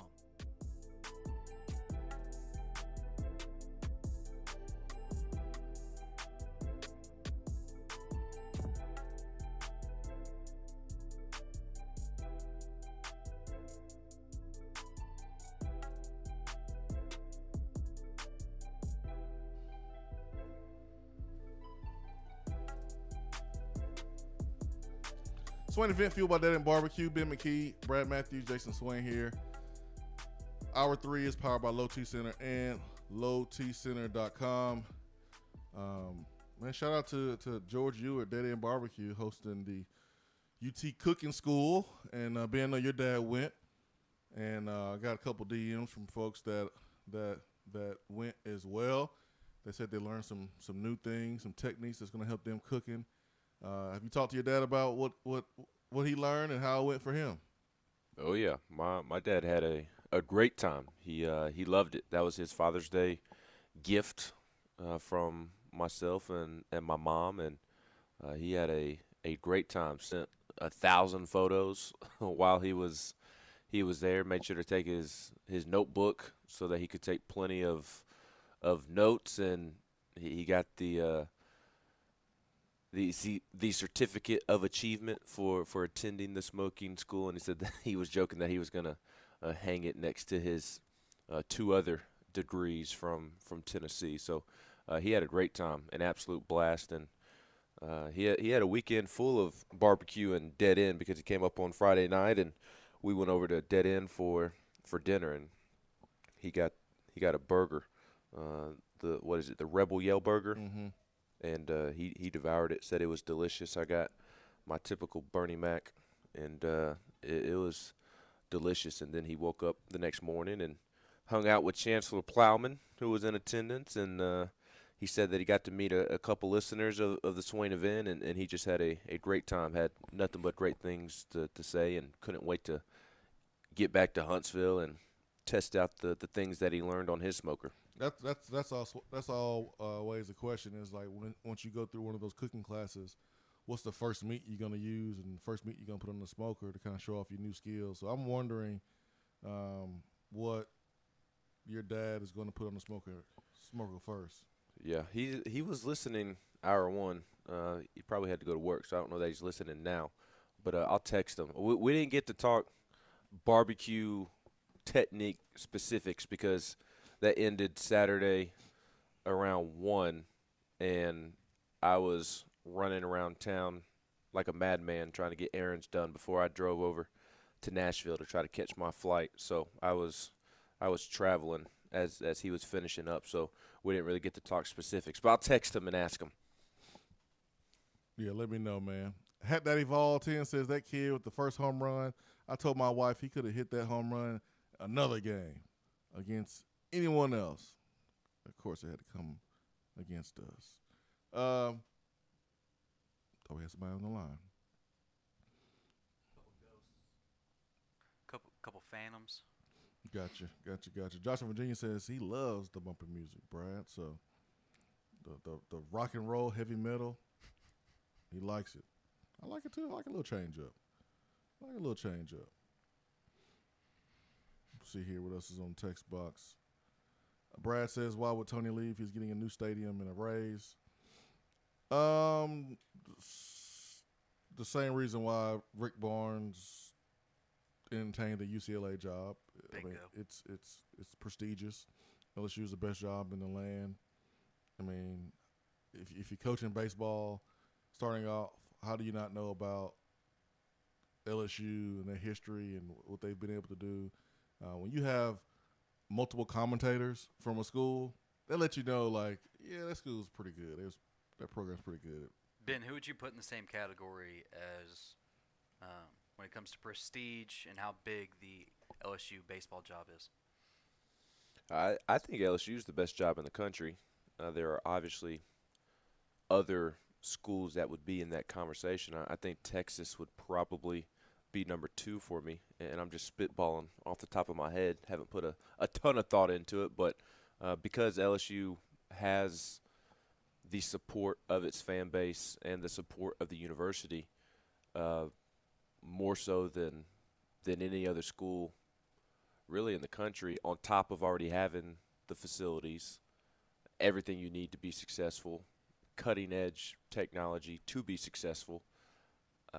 And LSU is more than willing to make a coach the highest paid coach in America, or one of them at least, willing to go up towards $2 million if they need to. Just all of those factors, and the recruiting base and the ability to recruit nationally to LSU, I just think there's a lot of factors that make it the best job in the country. And I think Texas fits that same narrative that I just described, but the only reason I would put LSU above Texas, because I do think that there's some characteristics to Texas that may make it a better job. I think the state of Texas is more fertile in terms of recruiting. But Huge. The reason I would put LSU over Texas is simply because LSU is in the SEC, and So many coaches want to be in the SEC, and I do think that's what separates LSU and Texas. Brent from chat says we'll probably be cussing Tony for not bunting in the sixth with Pav had he let him swing away. Feel like it was the right thing to do with the top of the lineup coming up. Just not our day overall. That's from Brent in Chattanooga a little bit earlier in the show. Volfan says Texas couldn't lay off Bednar's high fastball. How do you think Texas will handle Blade Tidwell? So how do you think Texas will handle Blade Tidwell? And it says, question for Ben. Question for all of us, because we are one family over at the Swain Event. I'll be curious to see how Texas reacts to Blade Tidwell's fastball. Blade Tidwell definitely has an overpowering fastball, and he's settled in over the last couple of weeks, and he's no longer a freshman. Blade Tidwell isn't. He's played enough baseball this season, experienced enough experiences to where he's kind of seen everything that can be thrown at him. So maybe Mississippi State and their pitchers taking advantage of Texas struggling against the fastball is a precursor to come and should bode well in Blade Tidwell's favor. But I think what's made Blade Tidwell so great the last month or so, or allowed him to take the next step, is that he's really developed his off-speed stuff and his breaking ball stuff to go along with his overpowering fastball. So Texas is going to be tough for sure, but I do expect Blade Tidwell to pitch well. I would be surprised if he doesn't have a good outing, and you just kind of roll your best arm out there. This is the situation that Tony Vitello has been planning for since Hoover. It's why he swapped Will Heflin and Blade Tidwell in the rotation, because Game 2 is the most important series, the important game of the series. I was listening to an interview with Frank Anderson, Tennessee's pitching coach, and he flat out said that Game 2 is the most important game of the series because it's a swing game. It either wins you the series or in a double elimination format really sets you up well for the rest of the tournament. But if you lose that first game, Game 2 could prevent you from losing the series, or if you don't perform well, obviously you do lose the series in that Game 2. So this is why Tony made that swap of Blade Tidwell and Will Heflin, because they view Blade Tidwell as their best starter, and they want their best starter pitching in this type of situation. You see in basketball where you're the top coaches, the Rick Barnes, the Tom Izzos, the Coach Calipars, the Coach K's of the world, they schedule really tough games early in the regular season because these games are going to prepare them for the tournament. And you don't want to get to the tournament and be shell-shocked and see something that you haven't seen before or being able to prepare for. So early losses on the football field to a good team. I remember Ohio State lost to Virginia Tech one year, and it was the only loss of the season, and it allowed them to go back to the drawing board, fix those mistakes, and they went on to win a championship. In basketball, you see teams, schedule those early tough games for the experiences. Whether you win or lose, it's the experiences that help you. If you get to the playoffs, you can make that adjustment and see it again. With Tennessee, man, they've been in some really tight games, man, some pretty crucial moments, back against the wall moments, whether it's the walk-off grand slam in the regional against Wright State, where it was like you got to do this or you lose, or games against Vanderbilt, Arkansas, where if you don't win, you get swept, even though they won the series. But Tennessee was able to win in late dramatic fashion to avoid a sweep and win a game. I just feel like all those experience, Ben, Vol fans got this, woe is me. Oh, here it is again. Like, these dudes are in the College World Series. Like, they're not just in some SEC tournament. They're in the College World Series. This is not the first round of the basketball SEC tournament. this is the show. Like, this is the championship.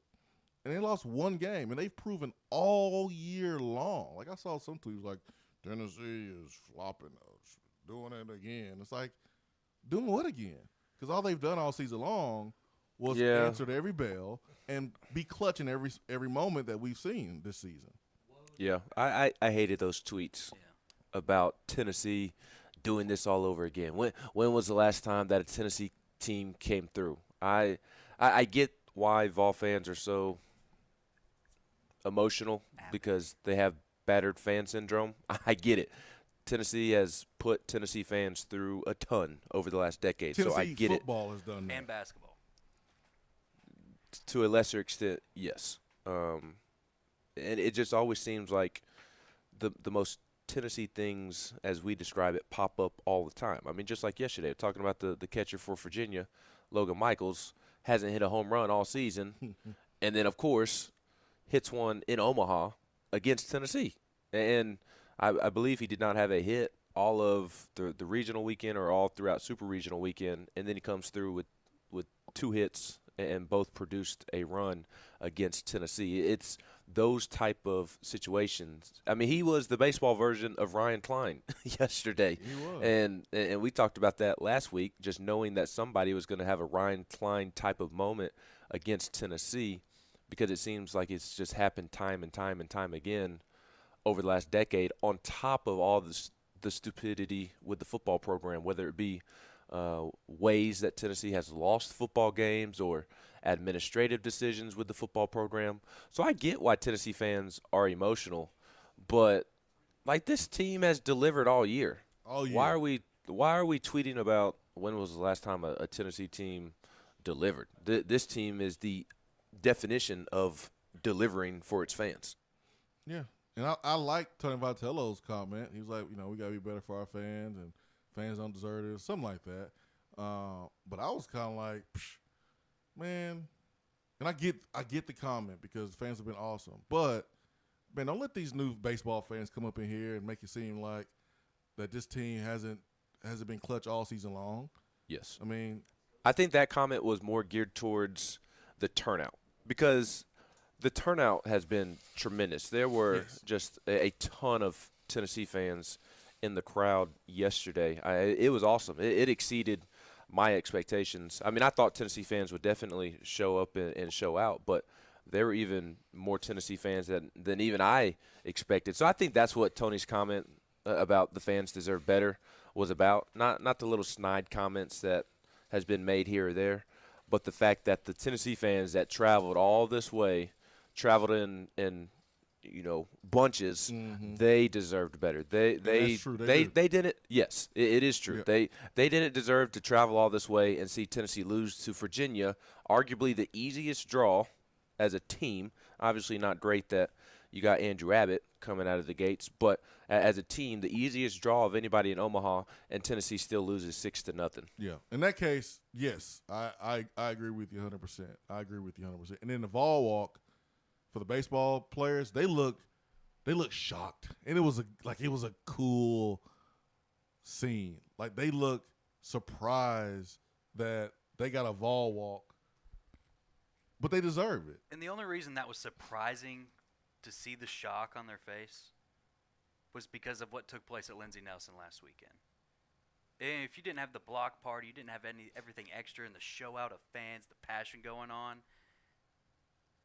I expect them to be a little caught off guard by, everybody showing up to Ole. Like, football gets that. Like I remember people, it wore off. You just kind of get used to it. And then you take it for granted. Like, man, look at all these people coming out just to see us walk into the stadium and support us. And then when it's all gone, you look back like, wow, man, that was freaking amazing. That was awesome. But this Tennessee baseball team, they got a freaking Vol Walk. And we used to get Vol Walks on the road, too. And so, like, it was cool to see some of the reactions because it looked like some of them were shocked. And it was cool to see that they were shocked because of how much this fan base has supported them, and then the turnout that they got with the fans. Last week, Ben, one of the touchdown turnovers was that Tennessee would have the best presence of any other fan base there. How far off were we in saying that last week? I probably shouldn't answer the question because I was traveling during the games yesterday and only got to watch like 2 innings of the Vanderbilt game while I was in Dallas waiting for my flight to Omaha. So you know today. You know today, right? Yes. Yep. Yes. And I didn't watch a ton of the Mississippi State-Texas game last night. I was working and then went to dinner. But obviously I was still at the stadium, and Mississippi State fans were very loud all throughout the game. So just based off of the little bit that I have been able to see outside of the Tennessee game, I do think Mississippi State fans beat out Tennessee fans. But Mississippi State's a baseball school. Correct. That well represented throughout the rest of up. Because he had an earlier comment that he's been typing up like 3 or 4 messages to post on the text box, and while he's posting his takes on the text box, we have said what he was going to type up. So that's why he said I'm coming to co-host. We got several Chips, multiple Chips on the show. Well, other probably Chip, quit, Chip. Don't be probably quit. Chip and Jackson. Maybe it was Chip and Jackson. Tremel, what you mean? Yeah, maybe it was Chip and Jackson. All right, tomorrow, guys. Tomorrow, 2 p.m. Tennessee football coach was excited as if we got to commit, but didn't publicly come out. So that just means that Tennessee is in some they're in good favor with all about when. About the addition. Ben is a beast. Appreciate you, Ben. Ben McKee, Brad Mack.